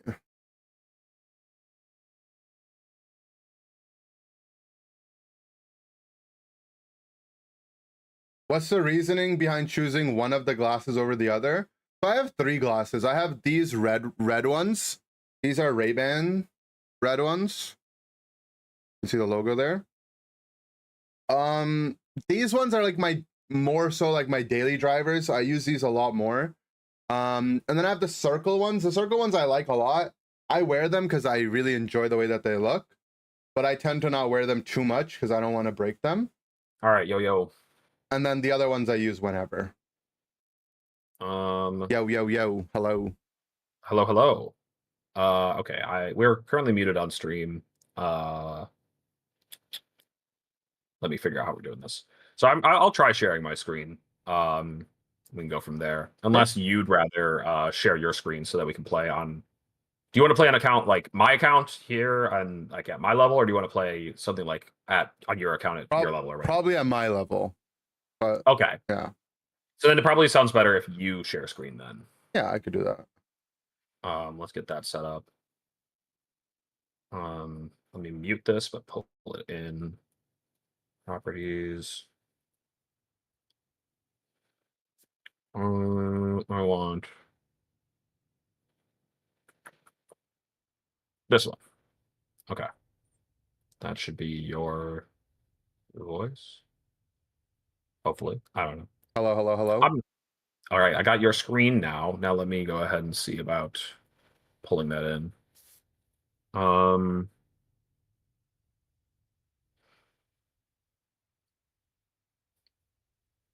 Okay, hold on. Let's put me on face cam only really quick. Take your time, you're good. Shutdown, window capture. What do I actually want to capture? I want to pop out the Discord stream. Okay. Full screen that shit. Nice. And yeah, you said you want to like build something and then play. I'm down for that. Yeah, let's make a team and then play. That way, we can birth it together. Right. That's exactly what we call it in the scene, Birthing a team? Birthing a team, of course. You got to deliver the results, so. Yeah. Makes sense. Usually you guys have like many men involved though, right, in birthing it? No, it can be a solo effort, or it can be like a lot of people. Mm-hmm. Like my Nats team was just me and Audie. The team before that was like mostly me, but I had like 2 other people run it. Right. So like sometimes someone builds it and then just gives it to a bunch of people. Yes. If someone wins with your team, do you feel like you won? Not so much. Like no one's ever like expected, like, you give credit where credit is due, but like they still had to earn that. It's like no team is like an autopilot win type thing. True. There we go. No, not that one. This one. Boom. Okay. I figured it out now. We're in there. Now I think I just gotta make sure I have audio. So let me unmute me. I'll transition it. The background is nice. Yep. Eldegoss. Too bad this guy's not very good, right? All right, we're unmuted now. Eld? No, I don't think Eld is very I don't think Eld's ever been good. They gave it like a unique ability, I think. Comfy is like okay though, right? Like Comfy? Oh yeah. I've seen Comfy used before. All right, we're all set up to go. So I don't know what to do for like an intro or anything, but yeah. Hi guys. We're playing some VGC with Indy today. Indy is a very prominent Unite streamer and player. I know you mostly just stream now, right? Right now, yeah. I'm subbing for a team that's going to Worlds. Oh, right. So there's that, I guess. Yeah. Hell yeah. How often do subs even come in? Is it mostly like if somebody can't make it? If someone can make it, yeah. But, I'm like helping out with, drafts and just gameplay. Kind of like being a coach for the team. Right. Are you also like the coach? Do you guys do coaches? Yes, but like coaching isn't like that big of a thing for competitive teams usually, because there's already 5 minds at work. Having a 6th guy isn't really that important, but I'm definitely going to be helping out the team. I'm going to travel with them. It's my job to help them win, but if they win, it's on them. Right. Yeah. All right, let's get into some VGC then. So I we're was gonna telling start off my by building a stream. team. I was on my Go stream ahead. how you won 2024 Portland regionals, Mm-hmm. and that top 8 actually had a lot of like friends of the stream, Chuppa and Joe. It was pretty sad, That's true. right? That's cool. Yeah, no, I've talked with those guys both plenty. Choppa was supposed to run my team at that tournament, but That's then funny. last second switched to something else, and then we met up in finals. Kind of insane. Cool. So yeah, let's go. Look, yeah, I remember you streamed with Joe, right? Yeah, it's Joe. And I mean, this was right at the start of the format. This is the Right. team that he had helped, like we had built together, or he had built basically. And I mean, I'm sure it's probably still good, but I want to try something new now. Yeah, why not? Let's do it. So I remember you said you wanted to work with Urstark and Rilla. Mm-hmm. Those both seem fine, and I don't know. I mean, we definitely can start with those, but usually You start with the restricted, right? we start with the restricted in these regulation G form, or these like single restricted, whatever double restricted formats. You kind of like got to figure out your powerhouse Mm-hmm. and then what its needs are. Of them, there's about like 7 good ones. We can always build a dog shit one if that's what you're, calling to you. I want. I want to build like a really like a good team. You know, nothing, no memes. Right. Okay. If that's the case, then the 7 that you can choose between are both of the horses, both of the bikes, Zamazenta, Terapagos, and Kyogre. Okay. So I don't Those are like the fire bike guy because when I played him one time and someone brought in a Pelipper and it really annoyed me. It ruins your whole day if you're running that guy. You have to be really on top of your Pelipper game plan. So that guy, I hate him. I feel like Miraidon, he's giving me too many nightmares in Unite. Right. So I think you had said you had not even used it in Unite yet. Yeah, I don't. That's the only license I don't own. I own every other Pokemon but Miraidon. That's too funny. So I hate him. I like Zamazenta. I like Terapagos. I like the guys that are like a little bit tanky. And you know. And Cali Ice is also pretty tanky. Yeah, Cali. I like both the horses too. But I would use whatever you think is like. Is Zamazenta all right? Is he a good guy still? Oh, definitely. Zama's great. Okay.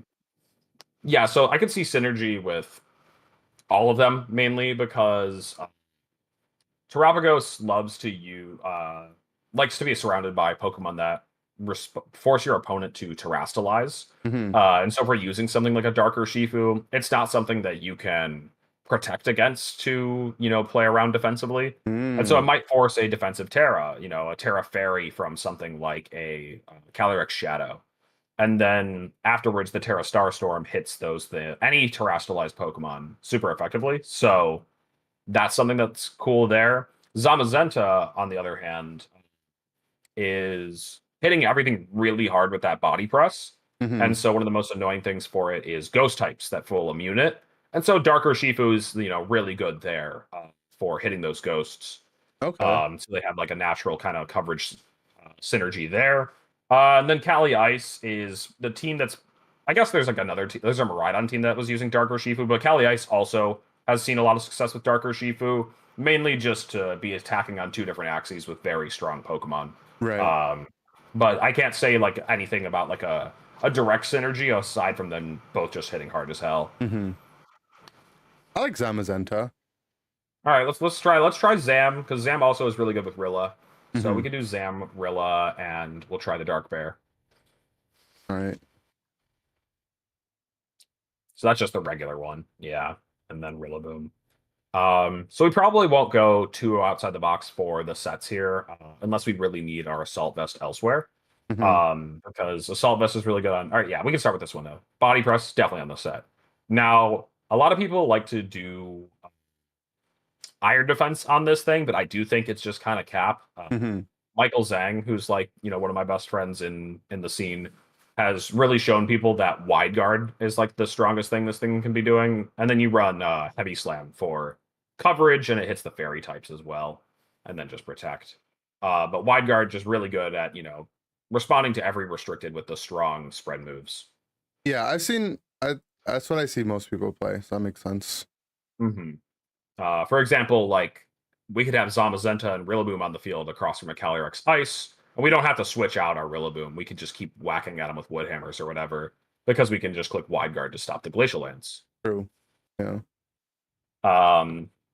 And so, yeah, then for Darker Shifu, we're just going to run the carbon copy standard set. We'll come back to the spreads in a bit, I guess. But yeah, let's just do Wicked Blow, Close Combat, Sucker Punch, and Protect. I know that we had talked about running. Oh, you even got Detect. Let's go. You're on top of it. I don't know why people do Detect, but I always see it. So it's for Imprison. It's a bit of a rare scenario, but do you know what Imprison does? Yeah, if you have the same move when you cast Imprison, that person can't use it, right? So okay, that makes sense. Exactly. So it makes sense to have the other copy of Protect if you can, because it's like less common. And you don't ever really need. There is a PP difference. It has 8 PP versus 16, but if you're protecting 16 times in a game, I have questions. Yeah, that makes sense. And let's put a Focus Sash on it with a Terra Dark. I think we actually skipped Zamazenta's Terra. There's a couple of different options we can do for this, but let's try Dragon. That's the one that's been showing a lot of success lately. Okay.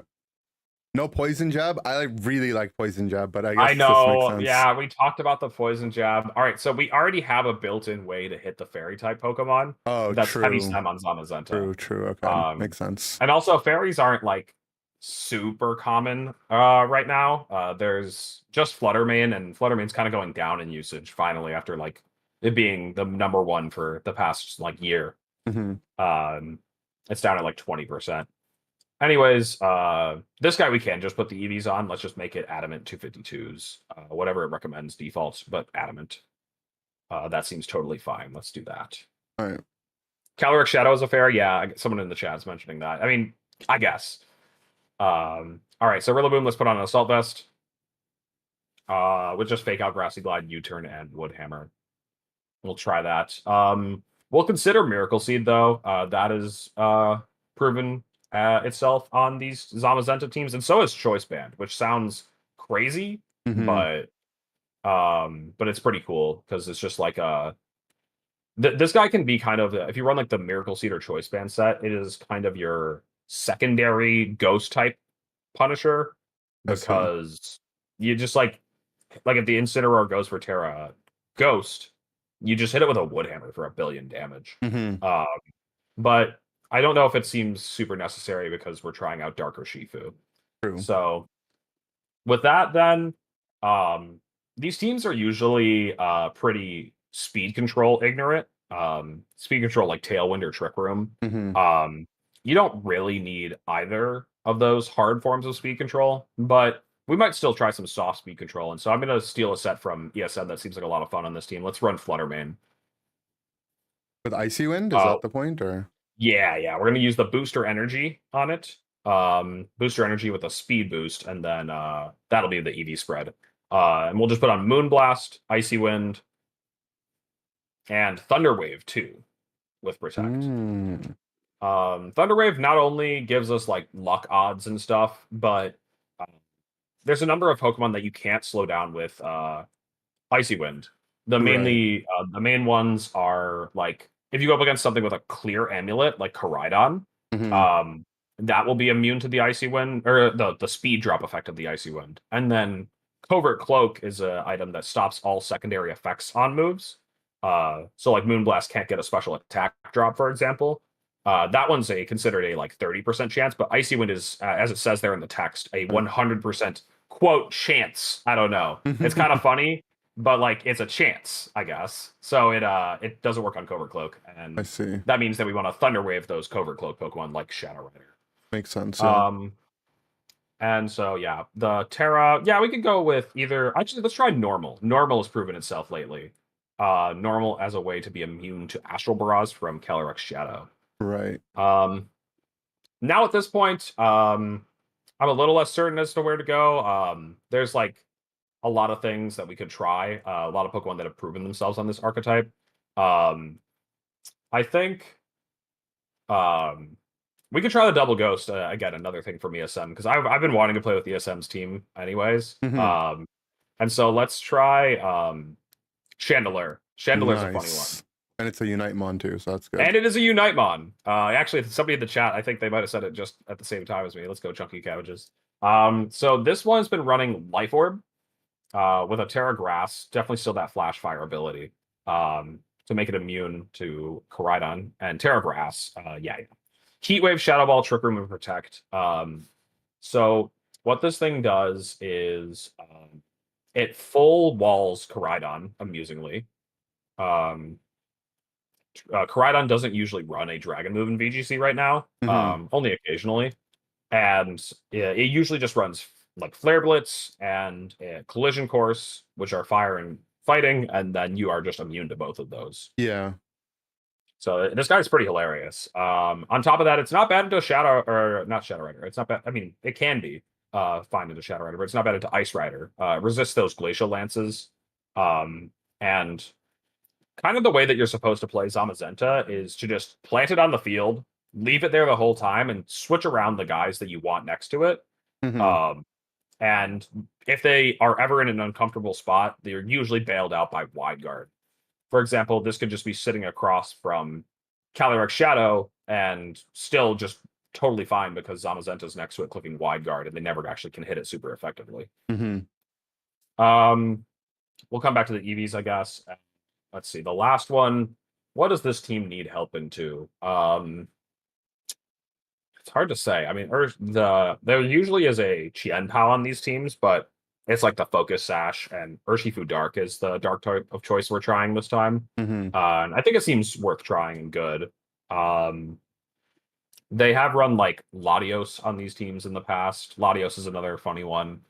What else is good?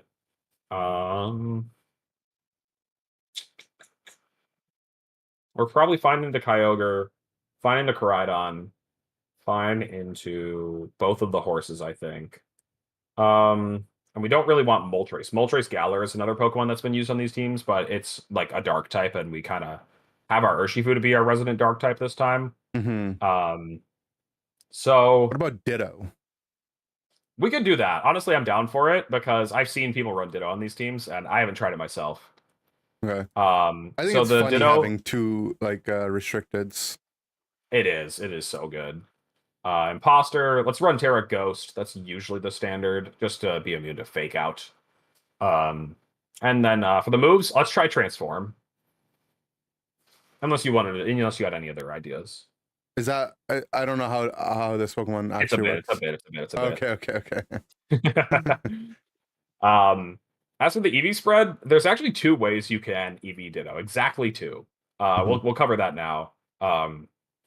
So you can run your Ditto timid max speed, just be fast, so that you can transform in the niche scenario where you don't get to transform into the thing across from you.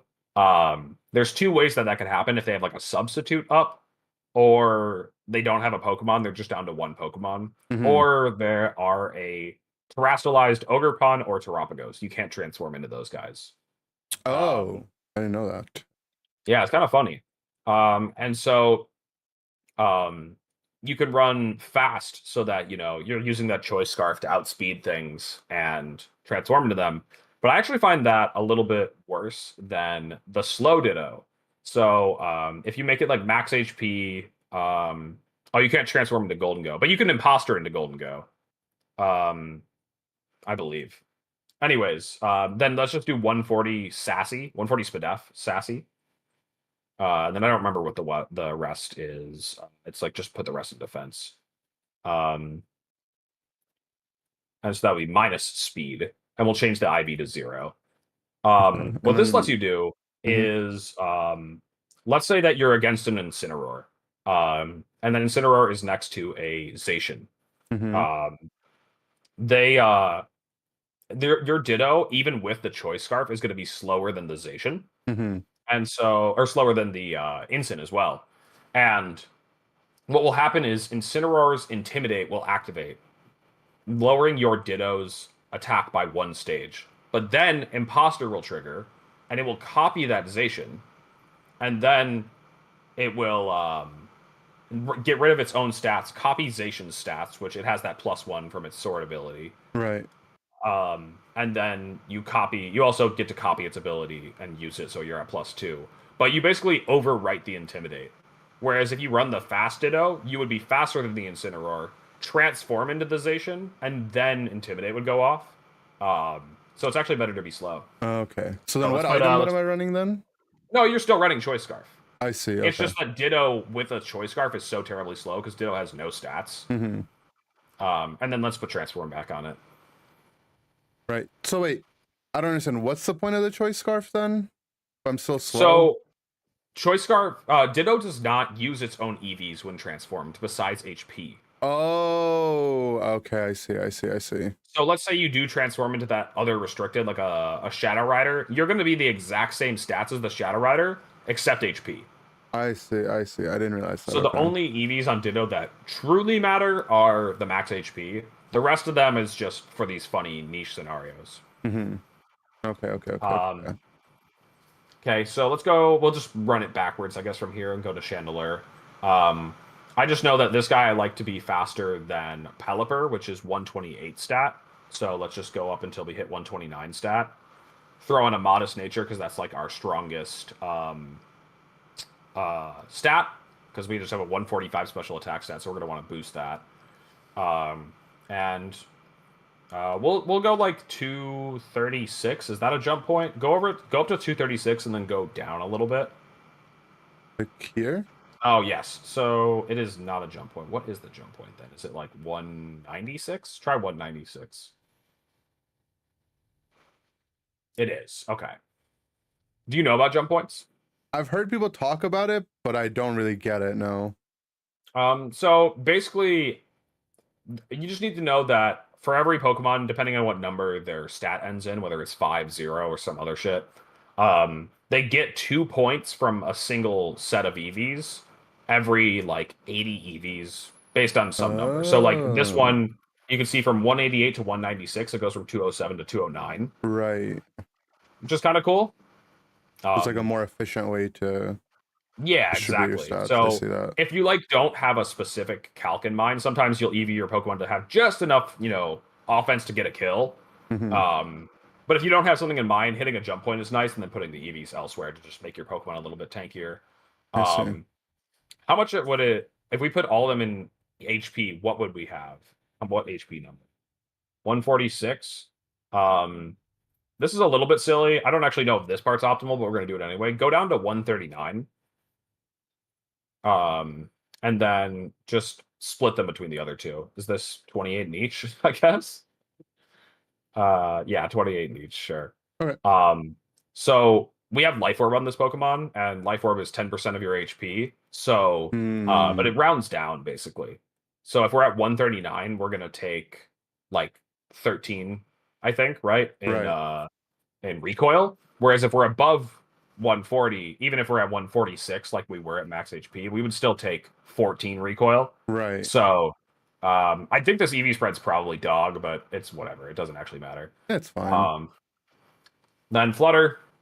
Let's run it max speed timid. A lot of people mess around with running it extra bulky instead of opting into the speed tie. I just don't like opting out of the speed tie. Mm-hmm. So timid is minus attack. And then from there, we're probably going to want to just run it full bulky. We can do something boring and just do 244 HP with 4 in the rest. Okay. And like the first point gives you like something better, right?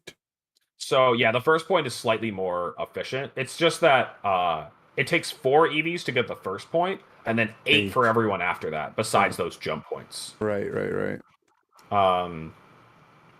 And so we can put 4 in special attack as well. And so like if we were 252 HP, then we would just kind of be getting 1 less point overall. Makes sense, yeah. Because the 4s are just value. Okay. Rillaboom. Let's make it Adamant Nature. So that's plus attack minus special attack. 116 in attack. That is again one of those jump points that we talked about before. Yeah, I see that. And then let's talk about the speed.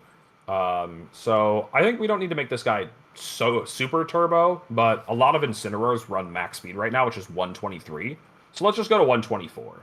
It's pretty fast still, but having the ability to fake out Incineroar before it moves can be really nice. And then from there, let's just put the rest in HP and do some 4/4s. So 236 actually, and then we'll put the 4s in. Actually, we're going to take 8 more out and put them in SPDEF. This is another small little thing. We're talking about a lot of like minor optimizations. I hope that's not annoying. No, I like it. I like it. So we have the Assault Vest, which multiplies our special defense by 1.5. And so if we had that, at 91, that's an odd number. And Pokemon always rounds down. So it'd be 91 times 1.5. I don't know what that is. Nobody could possibly do that number in their head. That's way too complicated. Yeah, but for sure. 91.1.5. I'd have to call somebody. But anyways, it would end up being a fraction. It would be like 135.5, and so it effectively would be 135. Whereas if you make it an even number, you don't waste any points. Makes sense. All right, Urshifu, I think we already EV'd. Oh, go back to Rillaboom. We never actually changed its Terra type. Let's do defensive Terra on this one with fire. Grass is the good one on the Miracle Seed and Choice Band sets, but fire, I think we'll try that one for now. So then lastly, it's just Zamazenta at this point.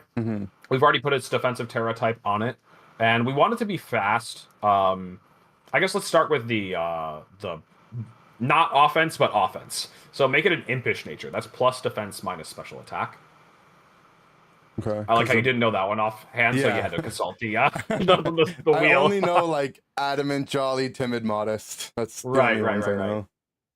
I mean, those are real. Those are the good ones. Yeah. So the thing is, this is essentially adamant because of body press. Right. Every EV on this Pokemon counts twice because EVing in defense is also EVing in offense.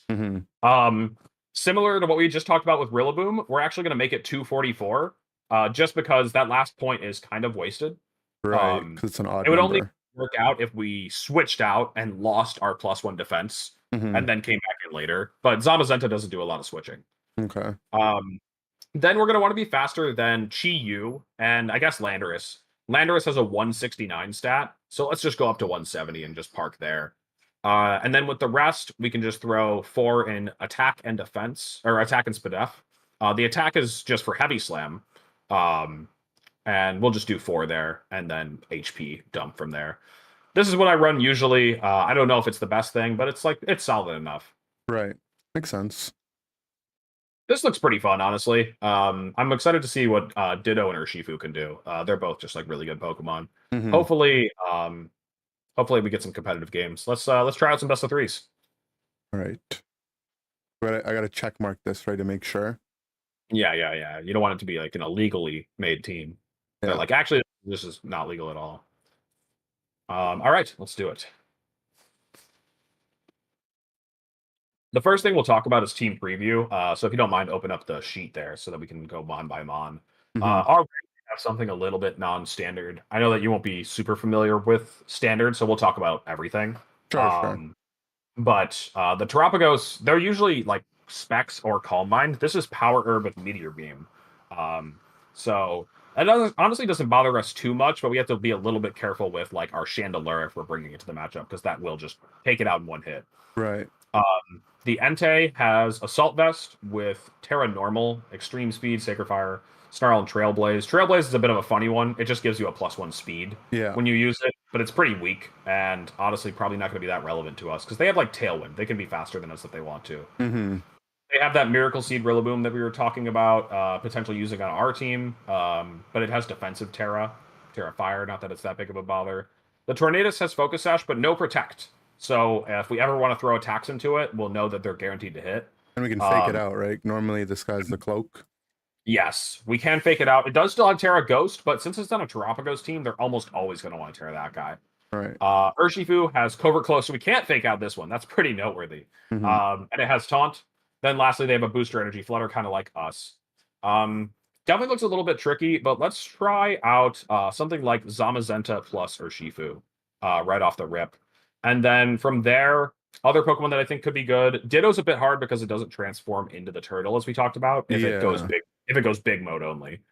And so let's try Fluttermane and Rillaboom, just those guys in this first game, and we'll see how it goes.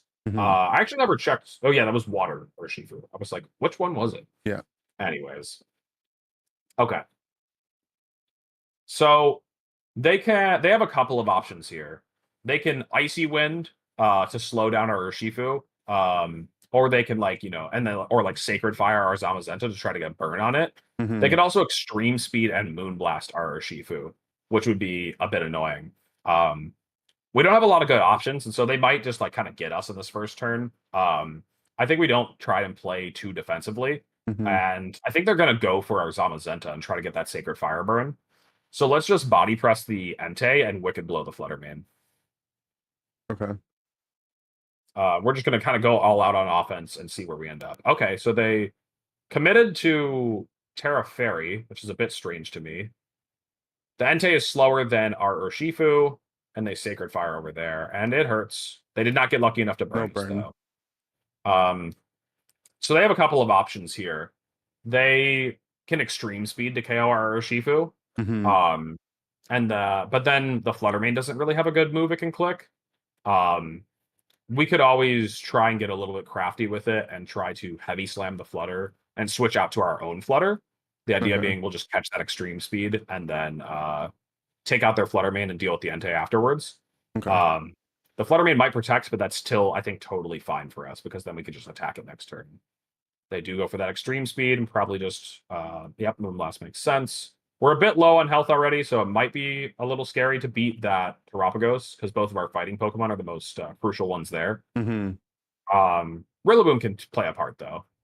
And notably, the Entei can't KO Zamazenta with an Extreme Speed. We might be low health, but we resist it and have a +1 defense. There's no way that's ever getting there. Also, by the way, they Terra'd their Flutter. Right, so they can't Terra now. They can't go big mode on the turtle, which makes it significantly less scary. So I think I like fishing for a Protect on the Terapagos. Or I guess like, I mean, it's not. We just want to see if we can break the Terapagos's its shell. And so let's Protect Zama and Moonblast the Terapagos. See if they'll let us have it. If they don't, that's totally okay. Okay. Sure enough, they just do that. Do they go for the Flutter? They don't. They go for the Zama. Okay. So I think a similar play could be totally fine, but we'll just Moonblast the Terapagos. And actually, since they protected, we can just double into it now. Body If press? we want. Yeah, Moonblast and Body Press. It seems totally fine. They could switch out, but they don't really have good switch ins.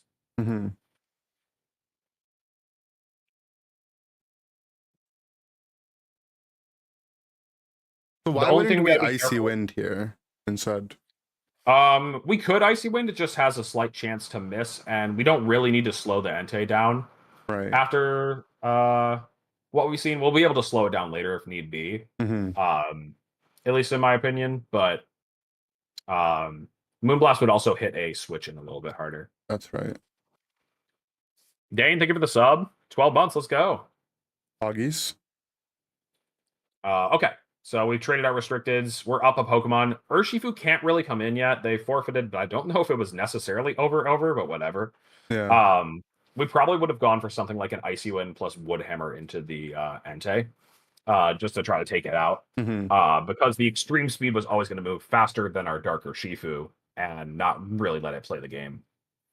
So we could Sucker Punch, right? But I guess it's a higher priority bracket. Oh, okay. Sucker Punch is +1 priority, and Extreme Speed is +2. Good to know. All right. So now, I mean, I think Zamazenta wants to be on the field almost 90% of the time, maybe more. So we're gonna bring that guy. That guy's pretty good. And now we can kind of think about what they led last time. And honestly, low-key, we have a tough time doing big damage to Entei. And so I'm thinking maybe we go with Flutter in the lead. I know that it can't actually break the Entei that fast, but saving our Urshifu for later seems good. So let's try bringing the Urshifu again, but in the back. And then Chandelure is actually very good into the Entei, but we would probably want to lead it if we were doing that. And yeah, it's so bad into a lot of other Pokemon, like the Terapagos, like the Water Urshifu, that it seems hard to get in position. Let's just go Rillaboom. We'll bring the same guys, but in a different order. Yeah. All right, they bring the Rillaboom this time.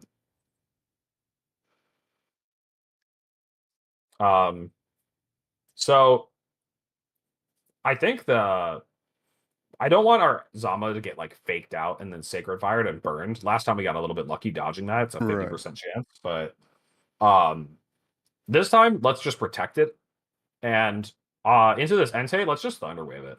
Let's just start, spreading the love, spreading the yellow magic, as we call it, and hoping we can get a little bit lucky. But on the real, though, we'll probably double tap it with her Shifu if it's allowed to come in on the next turn if Flutter goes down.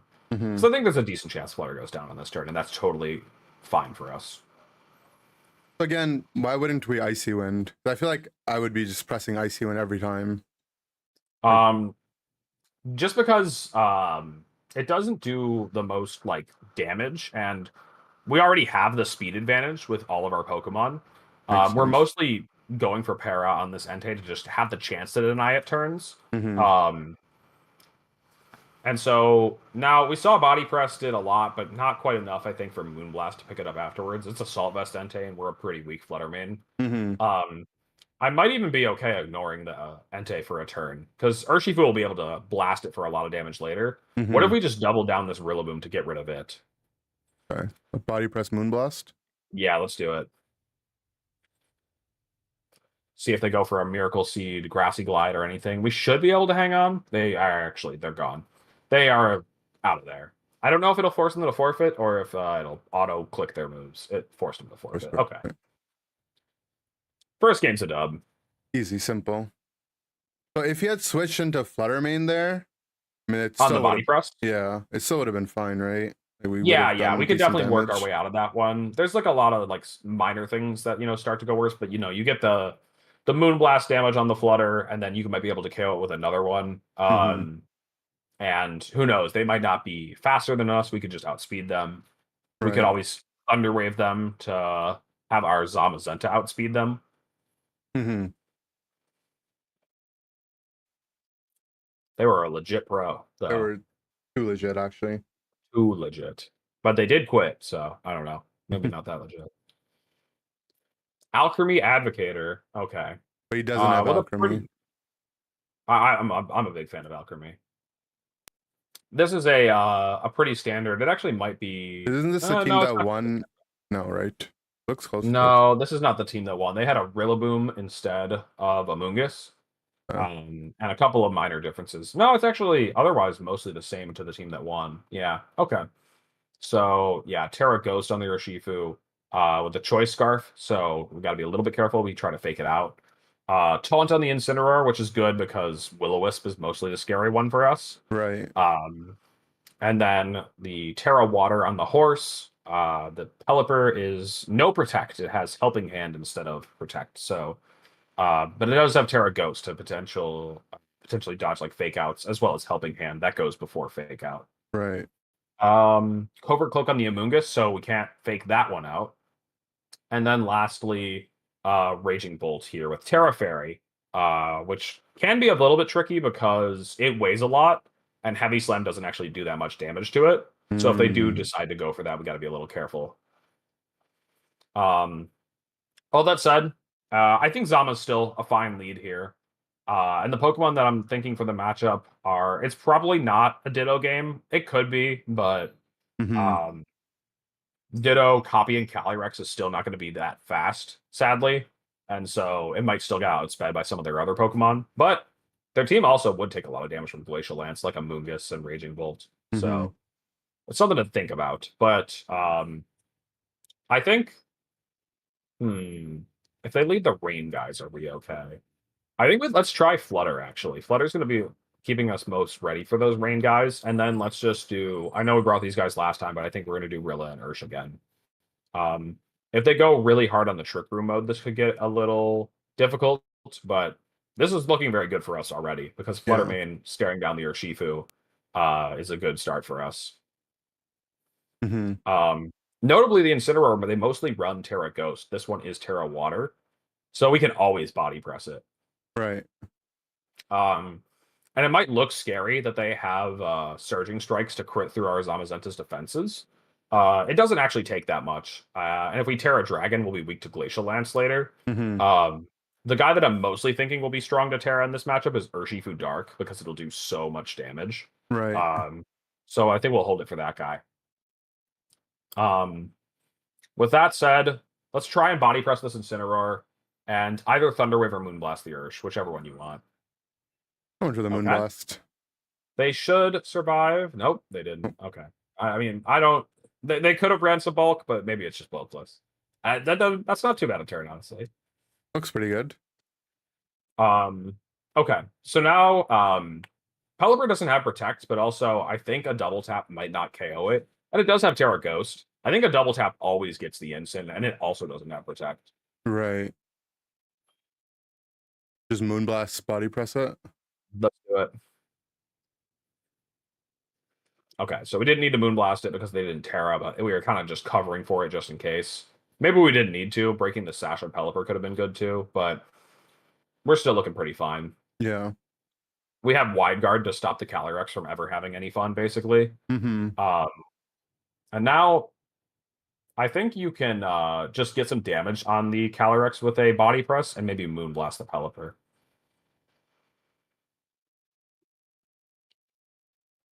Man, that does actually KO. I'm pretty sure body press would get the kill from there. Got the Trick They Room do up. set up Trick Room. Okay. So things are still slightly up in the air, but we have Wide Guard to deny turns as well as Protect. If you go for Wide Guard after Protect, it's guaranteed. But if you go for Protect after Wide Guard, it's kind of like going for a double Protect. I see, okay. So I think on this first turn, we can just go for a double Protect to just stall out some of the Trick Room turns. If we do Terra Dragon, his only Yes. ice move is Glacial Lance, right? So yeah, you could just Terra Dragon and Wide Guard, and then you're gonna be like totally fine. So I'm down with that. Let's do it. And then Moonblast this Pelipper if we're allowed to. They might just KO us, and that's totally fine. yeah. Let's see. Glacial is denied, and they try to take out the Zama, which means we get rid of this Pelipper. Now, the safest way to proceed is actually just Wide Guard again, and we'll switch into our Rillaboom. Because it can't actually get Glacial Lance on the switch-in. Right. And High Horsepower might have KO'd our Flutter from there, but it definitely won't KO our Rillaboom. Now you don't have to Wide Guard because we have Fake Out live. Right. You just So body press Fake Out. And if he protects, then his Trick Room is over. Yes, and we can just double tap it for a KO. Woodhammer, right? Or yeah, Woodhammer's the one. Nice. Hell yeah. Okay, Wide Guard on Zamazenta's OP. Right? I don't know. I mean, like, Iron Defense is cool to make it like a raid boss type of like try to win the game on its own, but I feel like it's so much better at enabling its friends if it has Wide Guard. Yeah. Okay, so we definitely caught them out leading Urshifu, and I think they won't do it again. And so this is where it's like nice to like keep in mind that you're not playing like a bot, you know, like right. There's somebody else that's going to be trying to outsmart you, and so they're going to think, well, that didn't work, I'm gonna change it up. And too often I see players that are just like, well, I won game 1 doing this, I'm gonna do it again game 2. Yeah, that's the thing, you can't change the winning formula, but I get what you're saying. Like I don't know, I think that instead I think of it in almost in the opposite sense, where you could try to catch their adaption, and if you get it wrong, you still have another game to just, lock it up, or lock in and lock it up. So, with that said, I'm actually curious about trying something. No, that doesn't work. Doesn't work. It could work.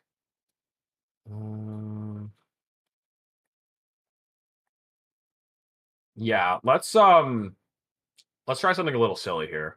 We're gonna not lead Zamazenta. We're gonna lead Urshifu plus Rhythm. With Zamazenta in the back. And then lastly, either Ditto or Chandelure. We're not going to need Flutter for this game plan, so whichever one you want, I think it seems fine. Let's do Ditto. Seems funny. Instant Amoonguss. Not what I was expecting to catch, but that's totally fine. I think we can work our way out of this one. We have to be a little bit careful because this is Covert Cloak Ditto, so we can't actually fake it out. And it's also Terra Fairy. So that can be a bit annoying. Right. So how to get out of this one? Will Rage Powder go before Fake Out? It does not, but mainly we're worried about them sporing our Urshifu to put it to sleep. I see. So let's detect here and attempt to U-turn out off of the Amoonguss. All right, they do fake us out. A good play on their part. So the Amoonguss could Terra Fairy here. We might just have to accept that one of our Pokemon are going to sleep, and that's going to be okay. I honestly think the Pokemon that I am the most okay with going to sleep is Zama. It'll just have the bulk to take the sleep turns and wake up slowly. So let's go into Zama here and just U-turn off of the Amoonguss again. We might go back into our Urshifu, or we might consider going into Ditto. Let's go into Urshifu here. Parting shot on Zama doesn't really matter. It's just going to reduce the damage of our Heavy Slam, but not our Body Press. Urshifu Rapid comes in, and they Spore our Zama. Okay. So let's try to start waking up with Zama here and just go for a useless Body Press. It won't do anything. We're not going to Terra on it either. Okay. And then I think we can just go back into Rilla. It's the most telegraphed play, but they might be sporing us. And so let's just do that. Rage Powder comes out, they Surging Strikes. Okay, that's a pretty good turn for us. It doesn't do overly too much damage. And now in this next turn, if we get a one-turn Wake, they're in quite a bad spot. Unless they click Rage Powder, which they might if they were able to play it absolutely safe.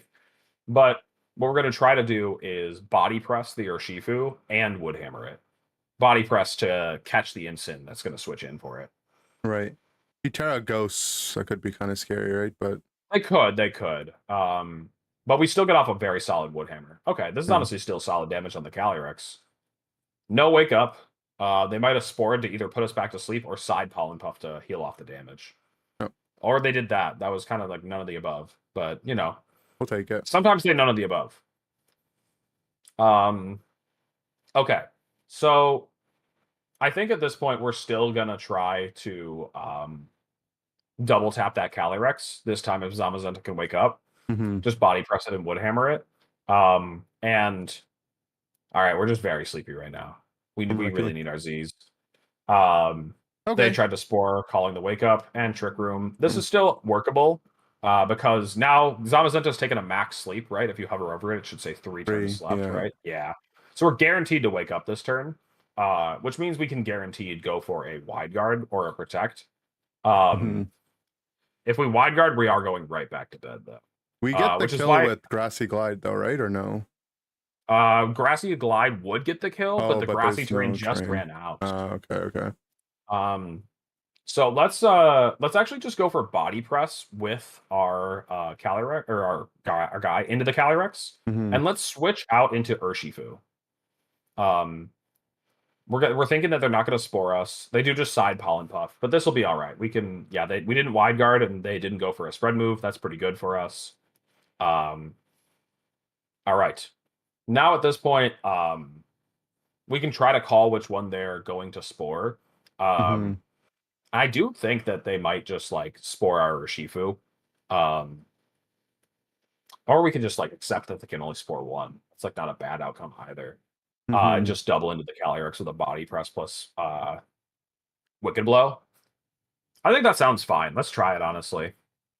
One Yeah. Pokemon goes to sleep, but the other one's going to be threatening a KO. They could defensively switch, but if they do, then we're just going to start burning those sleep turns again. Okay, they Terra Water. That's not going to let them live Wicked Blow. Maybe they were just trying to live the Sucker Punch, but Mhm. they've definitely softened up our Zamazenta, but that's totally fine. Like, they brought Incineroar in, and that's not going to be able to do significant damage. Mhm. Can you hover over it again? Is it just knockoff, right? No Flare Blitz, the Incineroar? Yeah. Okay, nice. Let's go ahead and we've already burned a sleep turn on Zamazenta. It could wake up this turn. Mhm. So let's try and body press the Incin. And then with Urshifu, it's probably fine to just detect this turn to stall one more turn of Trick Room. Yeah. Let's see, they try to spore that slot. Parting off Parting. the Zama. This is going to be damage into the Urshifu if we wake up. But we're No. not. Zama's very sleepy. He's been very sleepy today. It's been a hard day. Now, I don't see any reason to let them put our Urshifu to sleep, and we'll just try to body press the Ursh, and we'll just go into Rillaboom. Okay. We could I'm even go starting to into think Ditto, what right? Because we we wouldn't go to could. sleep. That is also immune to it. The problem is that they have this Incineroar with safety goggles, so we wouldn't actually get to spore anything. I Right. don't hate it though. Honestly, there's some funny stuff we can do. Go Ditto here, and we'll try something. Nice. The spore happens. We do wake up. We do get off the damage.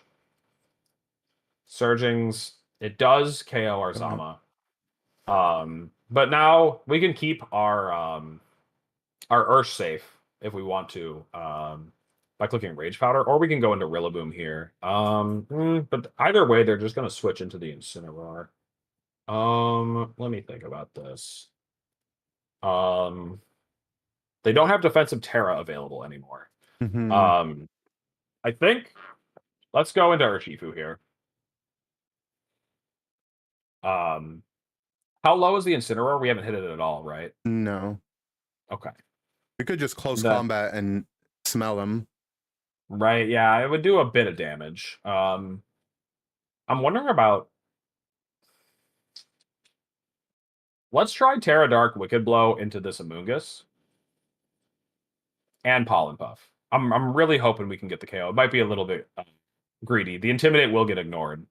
Mhm. They went that way. I do find that very surprising, but we can work our way out of this one. It's not the end of the world. Mhm. That's some solid damage on the Incineroar too. By the way, Mila says, or no, Mia says. Hello. Okay, so now we don't want them to fake out our Urshifu and take it out. It's kind of our main offense guy for the rest of the game. The only way we're going to be able to deal with is Amoonguss. Right. So let's go out to Rillaboom and just try and puff either one, honestly. We have no time, by the way. We've talked too much. So yeah. we're just going to lose on timer, unfortunately. Oh, it just All auto right. loses me because the animations. Yeah, the animations. Yeah, you have to skip the animations. I see. I could have told you to like skip the animations and click anything frantically, but Right. it would be a Okay. little too hard to get that one. Okay. So things went well early, I feel, but we didn't have a lot for the Amoonguss. The Amoonguss was the main thing that was causing us issues. And Ditto, honestly, Ditto did just kind of make it harder than I would have liked, I think. Maybe we bring In the general, Chandelure. yeah, let's try the Chandelier this time. Let's do Zama in the lead plus let's do Zama plus Ursh with Rillaboom in that back again and Chandelier this time. We'll see. Maybe Terra Grass Chandelier could be good. Okay, the Amoonguss is here early. Okay. So I think here again, their lead is so passive that I almost don't want to double protect on the fake out. Mhm. and that I almost would rather just like get one of the offense options off and then just trade for a spore and try to wake up. So let's Okay. body press the Incineroar and Wicked Blow the Amoonguss. So they don't think they're going to Terra Fairy. And now they just don't have an Incineroar. Yeah. He'll get the sleep, but that's fine, right? Yeah, totally. Totally fine. Zama is like they just can't break it fast enough for the sleep turns to matter. Mm-hmm.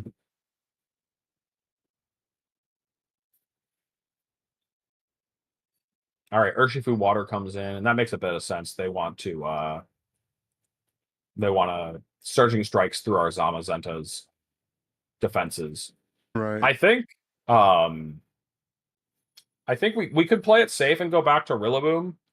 It might be a close combat coming Urshifu's way. That would hurt a little bit, but and then we'll just try to body press the Urshifu. I think let's do that. Let's body press Urshifu and switch into Rilla. If Rilla takes a lot of damage, that's all right. We're eventually just going to try to get in our Chandelure and click a big Heat Wave. Mm-hmm. Okay. Close combat. Does over half, but we can always Grassy Glide them. That's not going to do enough to KO, even if they get the call right. Mm-hmm. Okay. So now I like body pressing and Grassy Gliding the Urshifu. Actually, wait, we could switch into that Chandelure. I don't know how likely they are to spore the Rillaboom. Good players might do it. I don't know about this person or not. Mm-hmm. But we do have an immunity to close combat if we want. I'm down to try it. Let's do it. Let's see. This Rillaboom could be good later. Let's try switching into Chandelure. And worst case, again, we'll just be able to burn some sleep turns because they'll be locked into close combat across from Chandelure. Nice. Okay, they Rage Powder. Zama is still so sleepy. He's gonna wake up here. I believe in him. I think so too. I'm hoping. So the Urshifu is absolutely going to want to switch out here, at least in my opinion. But they also don't have a good switch in because the Kali Ice will take a Heat Wave on the switch in. So they might just punch our Zama and try to spore the Shandy. And so I think with that, I'm willing to Terra Grass our Chandelure. Mm-hmm. And let's body press the Ursh and just Terra Grass Heat Wave. They might Terra Fairy. We'll see. They did not. They just punched us for 55. Some pretty solid damage. Zama did wake up. My hero. And Heat Wave. Oh. KOs that. Okay. Is that how much damage he does? He usually KOs an Amoonguss? Oh, the but thing it is wasn't that spread, that was right? it wasn't spread, yeah. Okay. I think it wouldn't do 100% if it wasn't a single target attack. I see. All right. So here now I think we can just wide guard and Shadow Ball. That's the safest way to proceed. They still, I think, have defensive Terra, not that it matters. They just can't do enough damage to break this board because they have to put high horsepower every turn. Let's go, Chandelure. Chandelure did a lot of damage. Yeah, and it's just super annoying for them to deal with right now. Like, Zamazenta with wide guard is just so goated. Mm-hmm. All right. Yeah, I'm surprised. Amoonguss usually, that guy never dies. No, Amoonguss is very bulky, but this is Life Orb super effective, so it makes sense. Yeah. At least a little bit. All right, basically the same thing. Can we do it again? But they do have some stuff that's different, mainly the Indeedee. I don't know how Indeedee got invited to the party. It's that instead of a Raging Bolt. Follow me with Rocky Helmet, Protect, Dazzling. Okay, sure. So Urshifu, what Terra was it? Was it Water or Ghost? Water. Okay, so that's good for our Zama. It can hit it. The Amoonguss doesn't have Pollen Puff. It has Sludge Bomb, and it has Citrus Berry. It means we can fake it out, unless there's Psychic Terrain. Right. Safety Goggles on the Incineroar with the standard set Will-O-Wisp. That's a little bit more annoying, and Terra Ghost. Mm-hmm. Focus Sash Pelipper and Terra Fire on that guy. Okay. So we're going to try that lead that we tried on one of the other games. Let's do Ursh Rilla and see if that does anything for us. With Zama in the back for sure. And then Chandelure was impressing me in that last game, so we'll bring it again. Okay. It is a rain team ultimately, but it does outspeed Pelipper, and the Shadow Ball will do a lot of damage. Mm-hmm. This is what I always see people do. They just bring... lead like Follow Me plus Trick Room type thing? Yeah. Right. So they can Terra Fairy the Indeedee if they really want to live the turn, but then they won't be able to defensively Terra anything else for the rest of the game. Let's go ahead and Wicked Blow the Indeedee and U-turn off of it. I guess you can U-turn the Calyrex. It doesn't really matter. But they might go for a defensive Terra. They might just let their Pokemon go down. Right. Sure. The Rocky Helmet will break our Sash, but I think our Sash won't be too terribly important. Let's go into Zamazenta here.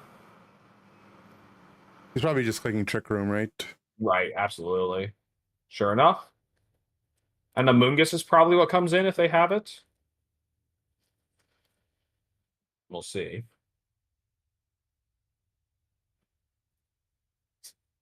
All right, the Amoongus is in. So we can always double protect to stall Trick Room turns if we want to, and then proceed with Wide Guards afterwards. I think that honestly does seem pretty fine. The way I'm seeing it is that we're going to double protect here. Then the following turn, they're going to Spore our Zamazenta and Glacial as we Wide Guard switch to Rilla. Then we'll be able to go for a Fake Out to start stalling Trick Room turns. Well, Psychic Train will be up, right? No, because the Grassy Terrain will override it. Oh. Okay. They Spore that way. High horsepower. They already don't want to fall victim to Glacial or to Wide Guard. But I still don't think we risk it. Let's just go Rillaboom and Wide Guard. Guard, yeah.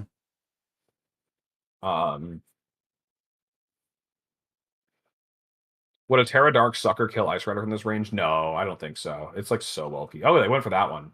Oh. And Glacial. That's as good as it can get. Okay. So this is still a little bit tricky. I was expecting our Zama to be asleep right now. But the Amoongus can Spore us. Like Fake Out the Amoongus and Wide Guard is kind of an insane person play. I think it's Fake Out the Amoongus and Body Press the Calyrex. Just let our Rillaboom go down if they want to click Glacial. It actually could have been a defensive Terra Rillaboom turn. That was probably the move. But this is whatever. Since they've protected, yeah, now what we can do is we can just let our Zama go to sleep if we want to and just go for a Wide Guard Woodhammer. I think Wide Guard Woodhammer seems like the best play here because it's going to 2-hit KO the Calyrex from here. They do still have defensive Terra Fire if they want to do that on the following turn. Maybe it's a Wide Guard U-turn. You turn off the Cali? Yeah, let's U-turn off the Cali and Wide Guard. Oh, wow, they just don't want to put our Zama to sleep. Okay. I mean, they could have protected this turn, it's true. Nice. Well, dang. This person just doesn't want to get a single turn right. Unfortunate. Let's go into Urshifu here. They could get off another Trick Room, but I think we have the tools to survive it. Especially because they have to go for Fake Out this turn, or a Wicked Blow plus Body Press will take them out. Right. Let's just go ahead and do that. Wicked Blow plus Body Press into the Calyrex. They'll probably Fake Out our Zamazenta if I had to guess, but again, if they don't Fake Out, we just then the Instant is stuck on the field for a turn, and that's kind of good for us because Amoongus doesn't come in.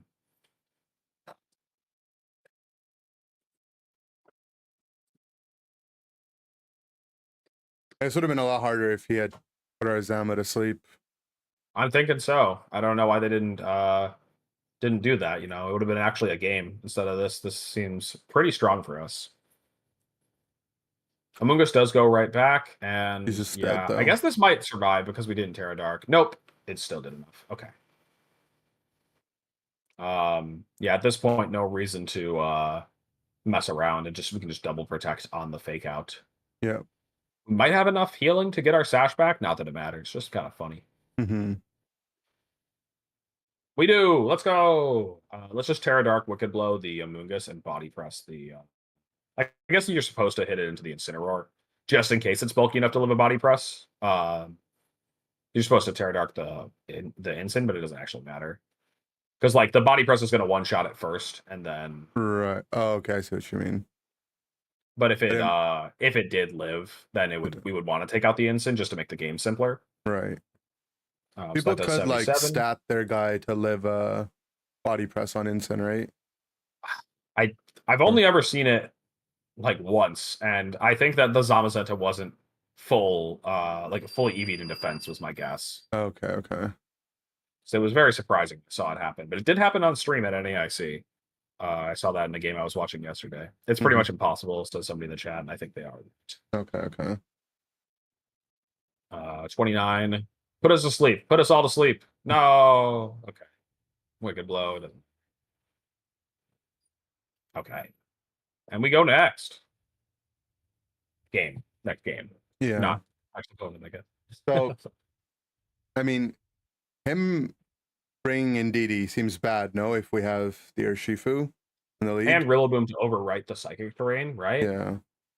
That's I'm with you on that one. I don't know if it necessarily changes our brings, but we can like have a different game plan going into the next one, thinking that they're probably going to bench Indeedee. I think either of their water guys would be a bit more annoying for us, anyways. The water Urshifu or the water Pelipper. But I don't know. That lead just seemed pretty good. Back Zama like can just switch in on anything. And then the Shandy. Shandy, we're probably gonna. The Shandy's like my favorite target for Terra in this matchup because Amoonguss seems so annoying, and if we can just have an extra Spore immunity, that could be helpful. Right. Okay. This Urshifu was Terra Water. Yeah. So we can just fake it out if we want to. They could switch into Indeedee to deny it, but that would be a little silly, and like it doesn't like win them the game outright or anything. So I kind of like just let's actually do something a little bit fun here. Let's switch to Zamazenta and fake out the Urshifu. This covers for that play where like we'll just have Zama be able to take the hit very well, and if they just trade fake outs with us, we'll be in a better spot because our Urshifu as is can't do a lot in this position. We'll see. Let's see. It looks like they're just trading fake outs. No, they they went for the Wisp, but this time on Lorilla. I did forget that they had that Wisp. We gotta be a little careful with that. But it won't be an absolute game ender. Right. So we don't want to get Wisp. Getting Wisp would suck. Let's go ahead and try to call out the Terra Ghost on the Incineroar and go for a Protect with Zamazenta. And then we'll U-turn into either our Urshifu or Chandelure to hit the Incin if it goes for that Terra Ghost.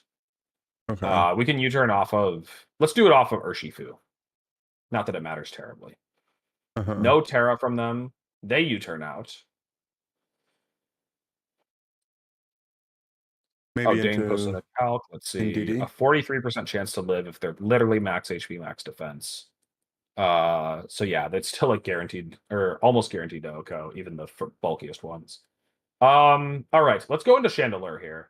I like Chandelure here because if they Will-O-Wisp that slot, it would catch the Flash Fire for fun. But and I didn't think they were likely to click knockoff into that slot. I guess it could have been good the other way. Either way, I think we can ignore the Calyrex for this turn and just double into the Incineroar with a Body Press Shadow Ball. Shadow Ball to cover for the Terra. Makes sense, right? Shadow Ball. I'm not sure if Shadow Ball does 100%. We're going to find out together. I've not used a lot of the Chandelure, but it is cool. Got a lot of special attack. I believe in him. Right? I think it's higher than Zamazenta's defense stat. I think Zama's rocking a 140 defense. This thing's 145 special attack. It might be lower based on how we've EV'd them, but right. Okay, so the Amoonguss, it does have Protect, right? I don't think they're likely to go for it, but I was just curious if they did have it. They do. Okay. Yeah, they like the thing is that like we don't care about Glacial Lance. I guess Spore could be mildly annoying, but the Calyrex did just Protect. It's probably going to defensively Terra here. But Body Press plus Shadow Ball, if the Amoonguss clicks Rage Powder, won't KO it. So I think I like just Body Press plus Heat Wave. Body Press the Calyrex Heat Wave. If they Terra Fire, we'll be fine. Yeah. I was Oh, they thinking, what if Terra they Water. Terra Water? But Then they take a lot more from the Body Press. So yeah. this seems fine. Okay, decent play on their end, but they have to Trick Room, and now that they've Trick Roomed, they have a Scarf or Shifu in the back. Like, if we get one KO, things just get really awkward for them. Mm-hmm. And so this might be a position soon where we go for the Terra Grass with Chandelure. We've been in this spot a couple of times, and I still think my favorite solution is to just double protect on the first turn, wide guard the second. It's very like telegraphed, I guess, but they don't have Pollen Puff in this situation specifically, Right. so they can't exactly call it. All right, Zamazenta might get put to sleep again. I'm thinking if they high horsepower Chandelure, it might take 100 if we don't Terra, and if they Glacial Lance, it might do 100 if they we could go wide guard. guard. I think wide guard plus Terra Grass is the safest route forward. And then just Heat Wave? Just go for a Heat Wave, yeah. All right, looks like they kind of got us on this turn if they Spored. But it's still workable.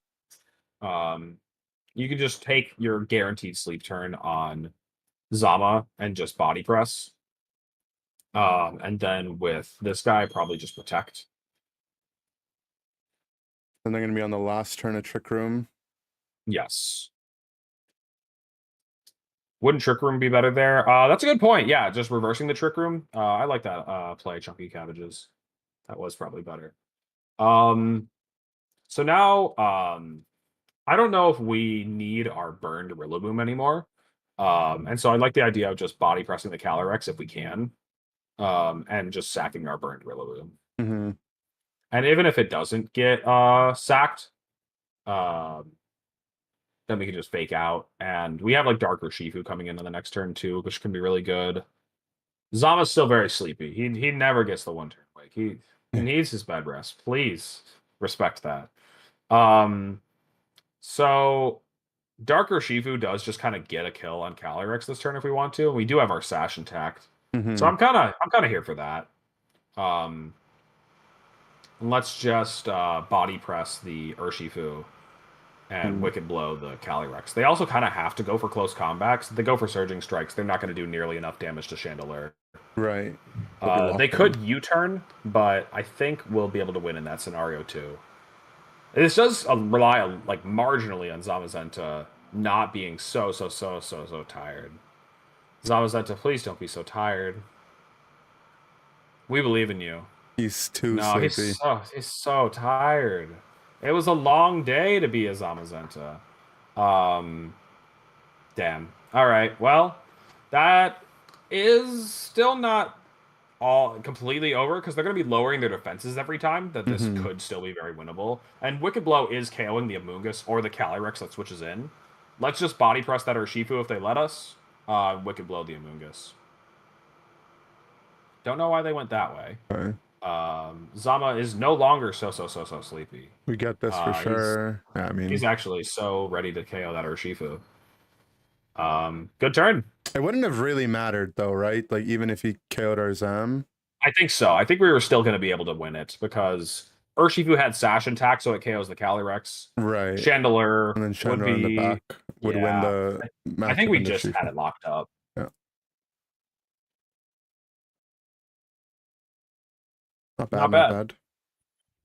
The Dark Ursh is working a bit better than I thought. I'm not sure about. Ditto's the only suspect one, but I don't know what we need it to be. Right. He's just here, happy to be here. I like the Raging Bolt guy. He's always in a lot of teams, right? But yeah, Raging Bolt is definitely solid. It would give us another way to deal with water types because we just have Rillaboom right now. I almost want something else to hit Incineroar, even though like we have two fighting types, so it's like, but I don't know. Maybe it's good as is.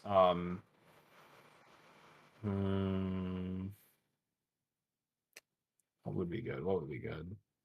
Because if we added Raging Bolt, its best item is Assault Vest or Booster Energy, and those are both taken. We could always go to that Miracle Seed Rillaboom that we talked about, Right. and change things up a little bit, and then put the Assault Vest on the Raging Bolt. I think Ditto can stay. I think Ditto can stay for now. It's decent.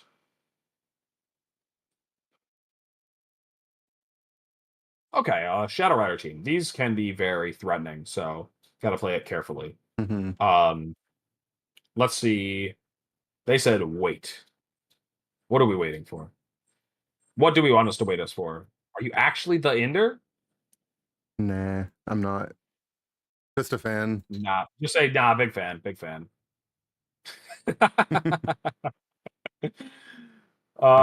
Anyways, it's too good. I love Pokemon Showdown. So there's Citrus Berry on the Calyrex Shadow, and they have Terra Fairy, that's standard with the Draining Kiss. Safety Goggles on the Urshifu, which doesn't matter to us. We don't have Spore or Rage Powder. Miracle Seed Rillaboom, Assault Vest, and Incineroar. Assault Vest and Incineroar is a bit strange on this team, No but Will whatever. Wisp. That's good for us. No Wisp. Yeah. And then the Clefairy has After You, which is nice because it's just a wasted move into us. I mean, I guess we do have Trick Room, but we probably won't be setting it. Right. And then the Thundurus with Thunder Wave. Honestly, a little bit, but I think we can handle it. So I kind of like Zama in the lead. I'm a little bit worried about this Thundurus, but there's not a whole lot we can do about it. I think let's go with Zama, Flutter, Ursh, and this could be the Ditto game, because Ditto, if it comes in after the Shadow Rider has gotten a couple of buffs, could just wreck them with the Astral Barrage in return. I like that. What do you think is the best fourth move on Miracle Seed? Somebody asked in the chat. Probably Protect. I think you run like Fake Out, Double Grass, Stab, Protect. That's usually pretty consistent. All right. Even better, our Flutter main is across from the Calyrex, so if they KO or Flutter turn 1, then we just get a +1 Calyrex. We just, yeah. So let's just click some kind of simple options here. What is the Terra on the inside, by the way? Is it Ghost? Grass. Grass. Okay, nice. Let's just body press it. Let's try to body press it if they let us, and let's try to Thunder Wave that Calyrex. I don't want it to have any fun. Oh, nice. Okay, so they just protect, but we get off some solid damage here. Less solid than I thought, honestly.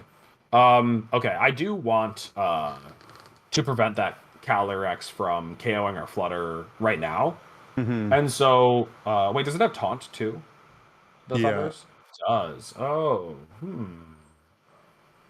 that does make it a little harder. They could Taunt Astral or Taunt Plot. Maybe it's just an Icy Wind then. Oh, but if we slow it down, we copy the slowed down. That's fine. Honestly, Icy Wind it and Heavy Slam it. Okay, that stops that.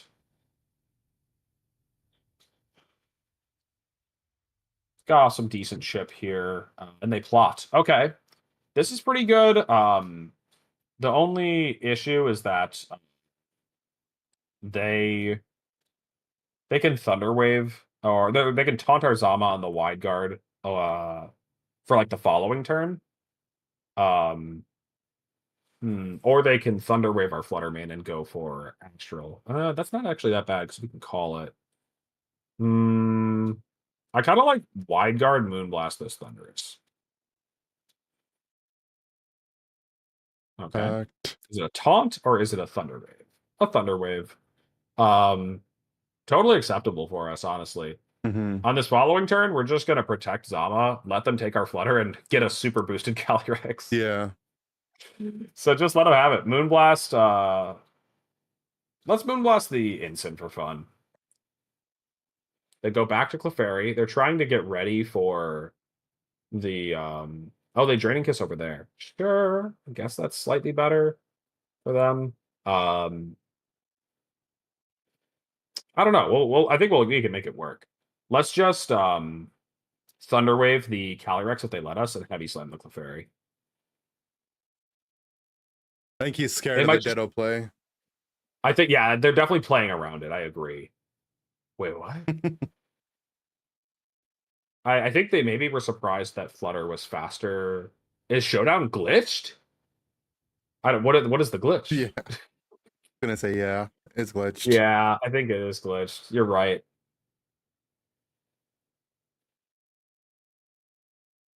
Okay, so they heal quite a bit. You're not supposed to be able to do that, XT. Dude, was it the protect? Is it just because we got to play right? Oh, wait, go back up. Did we wide guard the turn before? We did wide guard the turn before. That was my bad. We got the double protect. So we got double protect. Nice. No, it's a percentage chance. So that we got lucky. Right? Okay. But honestly, if they got off that draining kiss, it would have been the end of the world. Yeah. Let's Heavy go Slam ahead again. and let's double the clef with Heavy Slam Moonblast.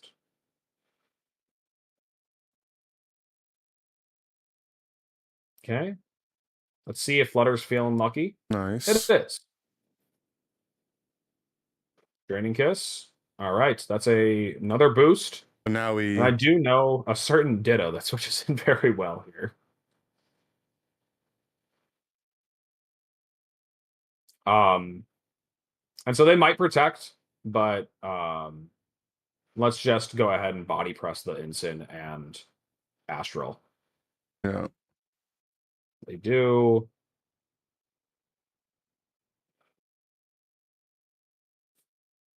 Let's go, Ditto. Nice. It definitely wouldn't have mattered though, right? Like he was just clicking Draining Kiss on his Amazon. I mean, yeah, Draining Kiss would have done like about 40 probably or something to our Zama. And so at the end of the day, it just wasn't really. We got lucky there, and we probably shouldn't have gone for the protect, but anything else we did on that turn wasn't going to be very impactful. Right. Okay. So a similar game plan can work. Again, that Thunderous is just the main one that can get annoying and tricky. Mm-hmm. Low key, we can get funny with it and lead Ditto. I'm kind of down. Let's do Zama plus Ditto. They showed that they led Shadow Rider on the right slot last time. I don't know if they're going to switch it up. Which side do you think they're going to put Calyrex on? It was on the right last time. Do you think they're switching it up, or do you think they're just doing the exact same? I think they're going to click it on the first slot. Okay. Their first slot would be the other one then. Okay. So that's going to be Zama plus Ditto. And then we'll do Urshifu again, and I think the back Flutter. I think the Flutter still is very good in the matchup. Though we can try Chandelure later if we want to. Let's see. We do have a Calyrex Shadow on turn 1. That's funny. So it's a bit of a mind game, because they can fake us out in Terra and they'll be fine. But if they protect Knock, they'll KO our Ditto. If we just Astral Body Press, we'll KO the Ensign. If we Wide Guard, we'll stop the Astral Barrage. There's a lot of funny things that could happen here. I think that the Calyrex won't run away with the game if we let it get a KO turn 1. So let's just Body Press Astral Barrage. Yeah, I like that. Oh, wow. Okay. They protect. Is this enough to KO the Thunderous? Let's find out. No. Not quite. But yeah, now at this point, this seems like a fine turn to Wide Guard. Mm-hmm. And just Astral? Yeah, I think Wide Guard Astral. Let's do it. Okay. They can Thunder Wave us. If they Terra Fairy, they'll live. But they can't Thunder Wave us and taunt us. Right. Is the thought. So that did 49. We get a +1. They nasty plot, and then even if they bring in the Ditto, or not the Ditto, the Clefairy to get Friend Guard, that's not going to be able to overcome it. We actually did literally the perfect amount. Oh no, they can't eat their Citrus Berry because of Unnerve from As1. That's funny, yeah. So yeah, let's just go for the double attacks here. Body Press, Astral. We also could Terra Fair. We were supposed to Terra Ghost. Terra Ghost because this. Oh, we got a crit. It got a crit, but I don't think the crit mattered because it was +1. +1 is a little bit more damage or damage boost than Friend Guard is damage reduction. I see. But yeah, Terra Ghost was optimal there. Dang, they just got lead swept. This is the combo, by the way. He's not happy. He's really not happy. Then crit. Well, I don't know. The previous one did 49, and then we got +1. I don't know. You tell me. But yeah, so usually at some point we get double restricted formats, and this duo is the one that I am easily the most scared of going into that format. When you get to run Kali Shadow plus Zamazenta, you can always wide guard for your Kali Shadow. You can body press all of the dark types that resist your attacks from Kali Shadow. Yeah. I'm pissing my pants thinking about All right, this. well, this is why we're running Ditto, so we get to do it. Exactly. Yes. I mean, anytime you fight it, it's just busted. Yeah. So what would be like the restricted that we're most afraid of seeing? So the ones that can be hardest for this are certain Miraidon builds, I think. We have Rillaboom, Mhm. but I know that Volcarona can be very annoying. Volcarona is used on some Miraidon builds. Right. And Volcarona can go for Rage Powder with its Flame Body. Zamazenta doesn't actually do a lot of damage to it because it resists fighting. Um, and then it's very good into our Rillaboom. It's not bad into our Darker Shifu on this version. And Flutter is also not going to do a lot of damage to it. It basically just like takes too many hits to remove Mhm. that it would kill a lot of our momentum. Okay. And other than that, like we're pretty solid in the Terapagos. We've played some of those. Wait, have we Mhm. played Terapagos today? We played Yeah, we did. We did. one, yeah. We played a lot of Kali Ice. We played Kali Shadow.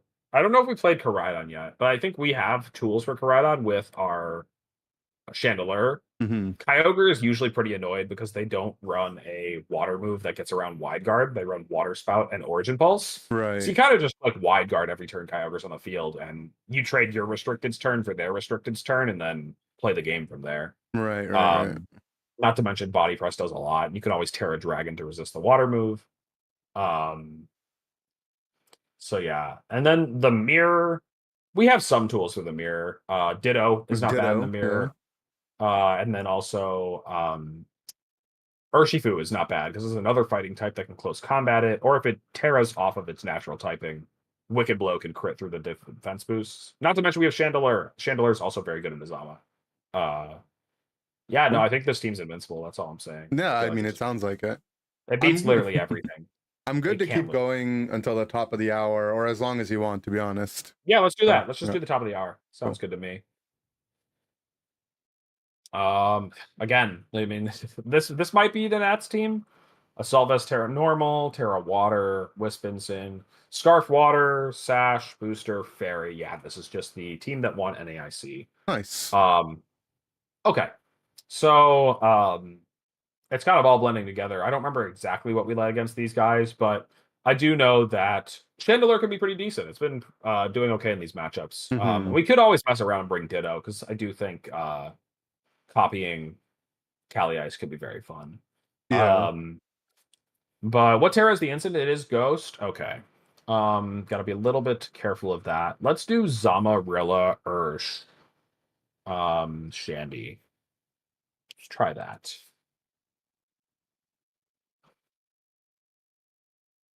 And Kali Ice. Okay. So if they Will-O-Wisp us, that could be a little bit annoying. Do you want to troll a little bit? We've played long enough that Yeah. maybe we do a little trolling. I'm always down to troll. Do you think that they would wisp our Zamazenta turn 1? Because Mm, we could switch right out to Chandelure, and then Woodhammer and Heatwave is a pin on the Calyrex because it hits it pre and post Terra. yeah, I'm down. I don't see. It's I don't even see what could go wrong. then we would just fake out the Calyrex while we're doing this. Yeah. We're giving up our defense boost turn 1, which is a little cap, but they did Terra Ghost. Please show me There it is. the. All right, it's just that simple. It's just that simple. Just heat wave. We have a boosted heat wave, and low key, I actually want to call the Calyrex Protect, or something. They also could switch into Pelipper if they have it. Let's That's right. let's dunk on the Incin. Is it Heat Wave Woodhammer or is it Shadow Ball and fully commit? He's I bringing kind in of the like doubling Pelipper. the. I think they are going to do something defensive with the Calyrex. Let's double into the instant with Shadow Ball U-turn. Oh. Oh. Well, at least we got off this super effective U-turn for some chip. And the only way this goes really bad is if they higher horsepower or Chandelure, in which case we're still looking fine. Let's go into Zama. Zama's going to shrug off a Glacial if that's what's coming. Trick Room. Okay. So we just, for fun to weigh our defense boost, but I think it ended up being pretty good. Yeah. They bring in the Choice Scarf or Shifu. They also burned Terra on the Cali. I forgot that I was talking about Ick and Terra when the instant Terra turn one. Yeah. Whoops. It was the same turn. Oh wait, but, what if okay. we Terra Grass, Trick Room, Wide Guard? That seems pretty good. It's a little sus if they CC, but I think we could come back from that. Let's do it. They protect. Is it a surging or a CC? CC. Ow, it called it too! I mean, yeah, we did it to him turn one. They had to get us back. What the heck, man? That's so rude. We did reverse the Trick Room still, and if the Ursh goes for another close combat, we can just body press it for Big Damn. I don't think I want anything else to switch in on this, so let's just Heat Wave if they let us. Yeah. And then body press the Ursh for some damn. Ursh? Okay. Yeah. Because they drop their defenses again. I don't know if this is enough to kill. And honestly, if it doesn't kill, that's probably fine. Okay, does kill. Trick Room goes back up. What could they have? I think I like... I feel like if it was Pelipper, he would have brought it out already, no? That's probably the one I'm thinking it is, though. It's got to be Pelipper. If it's Pelipper, that's like the most annoying one, but I think we can go into Ursh here.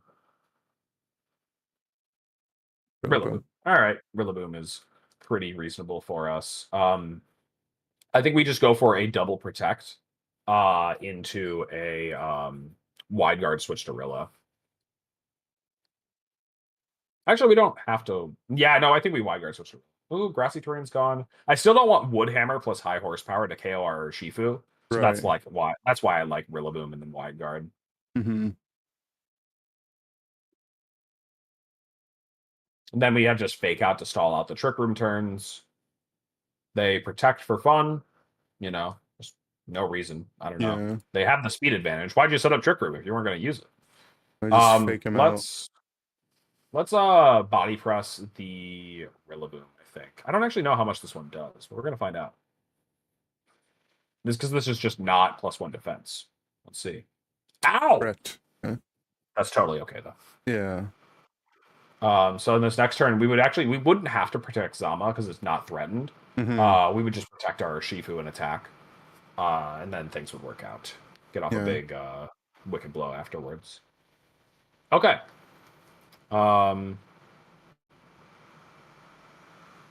Let's he led his horse instant last time, right? And tried to willow us. Yeah. Yeah, we don't really have good counterplay to turn one Willow, especially if they're willing to Terra Ghost it. I kind of like trying Zama Ursh here.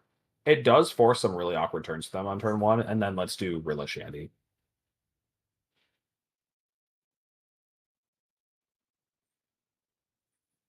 Bolt.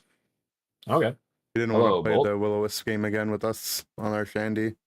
Yeah, I guess so. That was too silly though. So Terra Fairy Bolt is something I was talking about earlier, but yeah, it's a little annoying because it takes less from body press, and Heavy Slam isn't like full base power. Actually, it'll tell you if you hover it. This is a showdown only thing.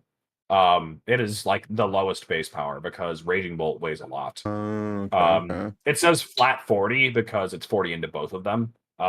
If there were two different Pokemon of different like weight classes on the field, it would tell you like it's 120 to Incin or something. Right. Let's go ahead and just double the Calyrex here with a body press.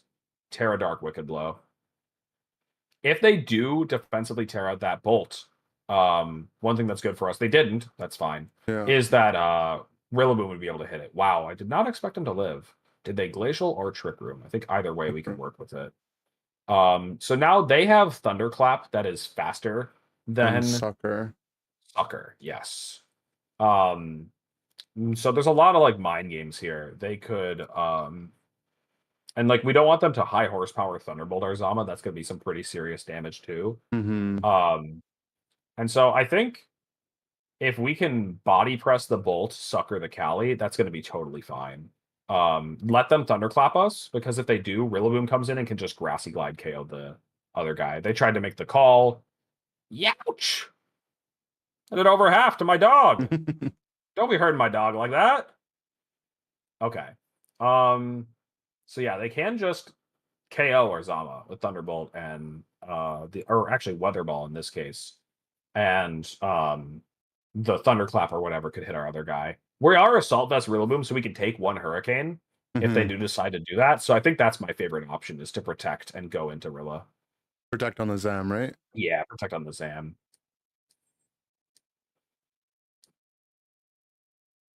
Oh, we get some healing too then. Yes. So that'll ideally put us out of range of a Thunderbolt. It's a roll, maybe? Maybe not, though. They already expended Terra, so we don't have to worry about Terra Ghost on the Pelipper. So let's just go ahead and fake that guy out and body press the other one. And if they just double protect on our fake out turn, then we get to, protect to stall out Trick Room. That's right. All right, Draco, that's nothing to us. Body press, easy Kills. KO. And we get to find out their last, probably the Water Ursh. Yeah. Sure enough. So I don't know if we get the KO with I don't know if Weather Ball KOs our Zama. But I think the safest way is to just double the Urshifu with Body Press Woodhammer, just throw everything we have at it. If the Pelipper, which is slower, decides to KO our Rillaboom, we'll get off a big Body Press on the Ursh. And I don't know if it's going to be able to KO us either. Oh, we're just better. That could happen too. We're just better. Crit. They had to mention it was a crit. I would say what crit? No. We don't say anything. You gotta egg them on a little bit to get more salt chat. It's just so good. They're gone though. Go with an oops. Oops. I mean, we were still in a really good spot though, right? Definitely.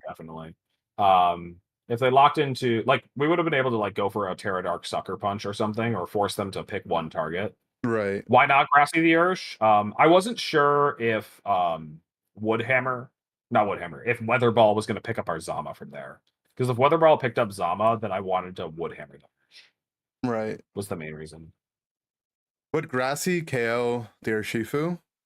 No, it doesn't do 100. You need to be I think you need 2 modifiers. When I say that, I mean you need either Sword of Ruin and Miracle Seed, or Terra Grass and Miracle Seed, or Helping Hand and something, Not even close, yeah. So Choice Band can do it. How are you feeling about the matchup into the same thing? Oh wait, no, this is the Amoonguss instead of the Rillaboom. Right. So there are some changes. And the Amoonguss can be a little annoying. This one did forget to pick a Terra type though. That, or they really believe Grass is the correct type for Amoonguss. Yeah. It gets rid of all those key weaknesses the poison typing gives it, like Psychic and Ground. Yeah, now it gets to resist ground again instead of being neutral to it. Crucial. Let's try the Zama Ursh lead again. With Rilla Shandy, I guess. If we called his Calier Ice here, and I brought the Ditto, would that even be good? I don't think so. We get to click Glacial, but we would be look at this board. High horsepower is kind of pathetic, and it can hit the instant for some decent damage, but right. We mainly need to capitalize on them having Amoonguss. If they led Amoonguss, that would be fantastic. But right. Okay. they're gonna get to fake out one of our guys here and set Trick Room. I think I like body pressing the Ensign and Wicked Blowing the Cali. No Terror or anything. Let's just throw out some damage and force them to respect it. Yeah. Okay. So they Terra Fire the Calyrex and they Trick Room for sure. They're gonna go for Wisp here, into one of our guys. I think we just let them have it, and body press the ensign and go for a. Do we commit the Terra? They have an Amoonguss in back, so we might still like Terra for our Chandelier. Also, we could double protect here again to stall a turn in Trick Room. So maybe Yeah. it's just double protect and then go on the offensive in the next turn. Also, low key, I wonder if we can just KO this Calyrex. What if you just body press Wicked Blow? Because if they don't have the Calyrex, like everything just kind of wins. Right. I guess the Will it Raging kill Bolt could be after a we little- get Will-O-Wisp? I think so. I'm thinking like it's gonna be close, but if it doesn't, then I don't know why they did that. They really just don't want us to like get them with the wide guard. Okay. Yeah, Nice. so that still got the KO. I don't know if they reversed the Wisp if it would have got the KO. I think it still would have though. Mm-hmm. First water, is that Choice Scarf? Yeah. Sure enough. Yeah, I think let's just Rillaboom is just gonna kind of clean up from here. What if we just double fighting the Ensign? I just don't care what this Urshwater does. Like they burned us. Cool. This should still get there. Nice.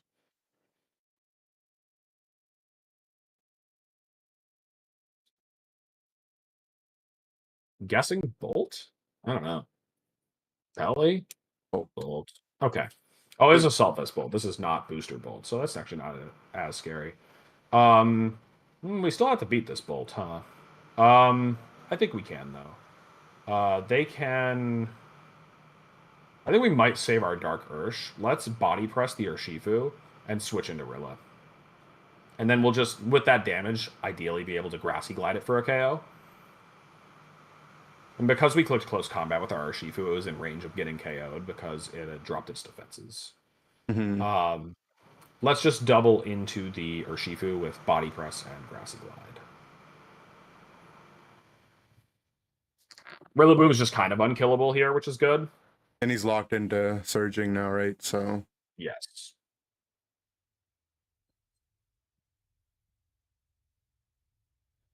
our Rillaboom just wins. It does just win. The Raging Bolt, I would have to go for a Draco, and if it Dracos, then it just can't do any damage to the rest of the game. Big 32 with the burned body press. Let's go. So in a situation like this, we're gonna go into Urshifu. The main reason being that if we can, we don't want to reveal our last Pokemon. So going into the next game, they'll have less information. Mm-hmm. It might still end up, our Urshifu is going to get KO'd by like a Draco or something, and so we might still end up revealing it, but we're just going to take the chance that we can save it. Right. So let's go for Terra Dark because that's one way that we can try to get more damage out, and then Woodhammer as well. Looks like it didn't KO. If they Draco'd our Ursh, it might KO, and they might get that information. No, they Thunderbolted. Now you can just Sucker Punch them to avoid the Thunderclap and Woodhammer again. All right, easy enough. I don't know. The Ursh Zama lead works pretty good into most of their stuff. Mm-hmm. Mainly because Rillaboom is so able to switch into anything else. And we can just bring the same guys again, Rilla, Chandelier. Yeah, I think so. Let's do it. All right. We've been doing it all day. This is just everyone wants to play Cali Ice today. I guess after the big win, Mm-hmm. people are still a big fan of it. Are you a big fan of it? I like Cali Ice a lot. Did you see my team? Have you seen the stupid stuff I was doing? The Electabuzz guy, and Yeah, like Yeah. Buzz. it looked cool. Buzz. So the Amoonguss was not the. It was Covert Cloak, but it wasn't like Terra Fairy. Yeah, it's Terra Grass. Okay. I think they're gonna fake out one and spore the other. I think they're gonna fake out the Ursh spore Zama. Let's actually try and hard call that and protect switch to Shandy. I think if this goes wrong, again, if we get spored, we're gonna be able to just try to burn sleep turns. They rage powder. We should have done the Will-O-Wisp switch in again. I'm just kidding. Let's body press the Ensign and just Heat Wave. They could knock us off for big damage, but that's only if they Terra Ghost. And if they Terra Ghost, I think our Urshifu is going to be having a field day. They're worth to Terra Grass anyway, though, so we We can could, not get spored. it's like a fine defensive option. I think I want to save it for Dark Ursh in this game, just because they haven't opened up with early what's it called? Early Trick Room, so they're probably not gonna be able to get it up. Is this just dying? No, it dodged. Yes. That's fine. Let's just now let's do it. Because it's just a very big momentum swing. Mm-hmm. So we'll body press the Amoonguss just to get that extra chip, and then Terra Grass. I hope they close combat us. Come on. The last guy Close, did it. right? They were sick with it. I'm proud of that person. Oh. No, that's the wrong button. It still is almost like a 2-hit KO. After Life Orb it is. I'm hoping the Heat Wave is enough to get the KO on the Ursh, and it hits. It didn't hit the key one, which is the Amoonguss. If Zama goes to bed, it's a little annoying. Sure Oh. enough. The Cali comes in. They haven't used Terra yet, right? No. Okay. This is starting to get problematic, but there's not much we can do. We missed 2 Heat Waves. It happens. Let's go ahead and try and wake up Azama. And with Shandy, We won't be able to wake up, right? Or yeah, I just mean like burn a sleep turn is what I right, mean to right. say. Okay. Say that. And let's body press the it doesn't matter. And with this guy, What if they we just could click always Trick switch their Room? shroom. You want to try to reverse the Trick Room? Yeah.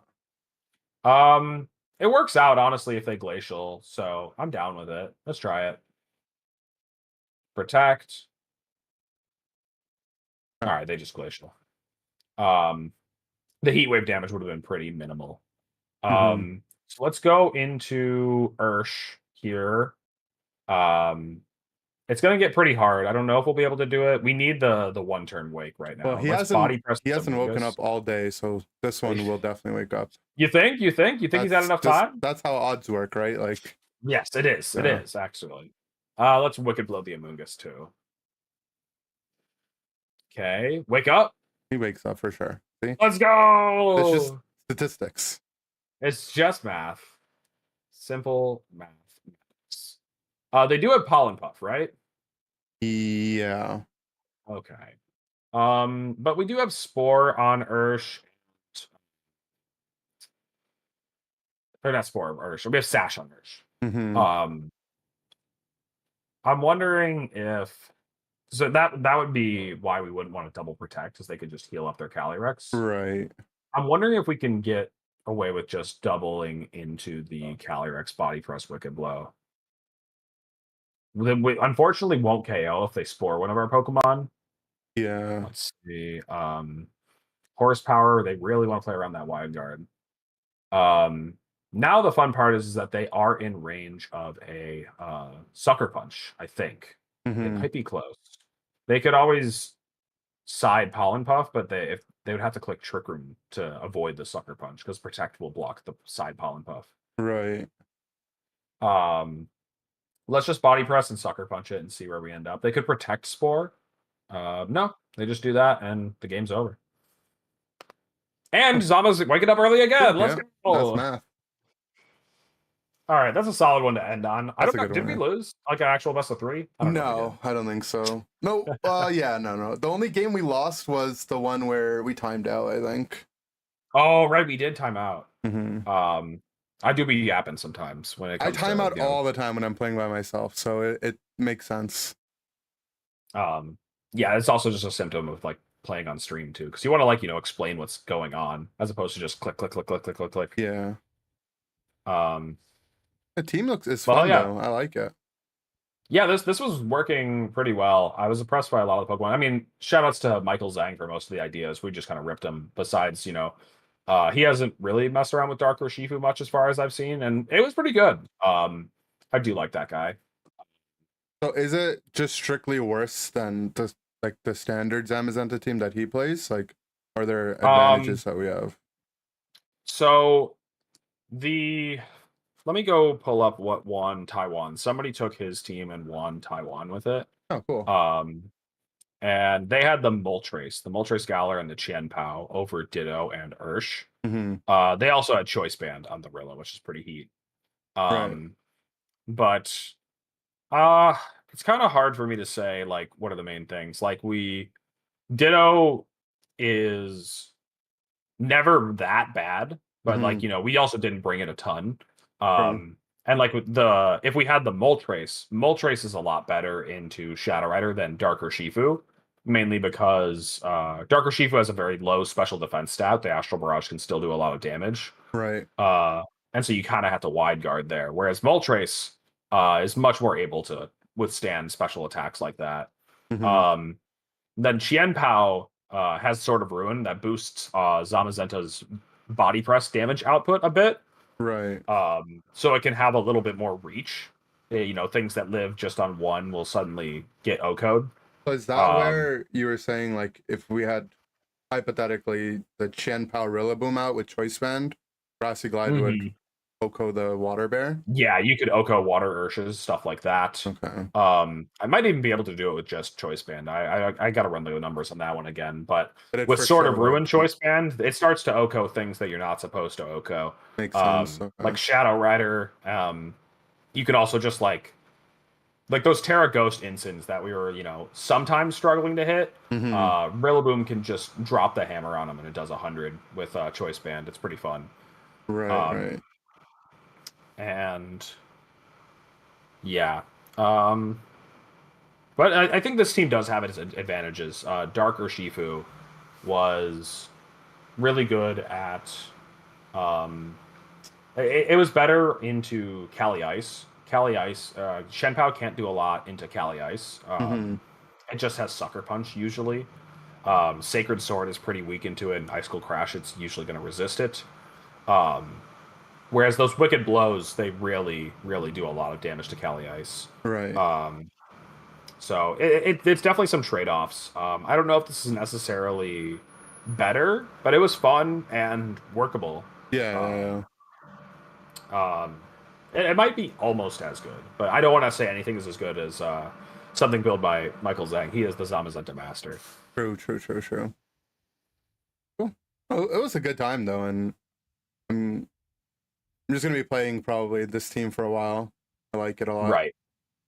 Yeah. I mean, definitely try it out on your own streams if you're going to be playing VGC on there. I definitely tune into those ones. Yeah.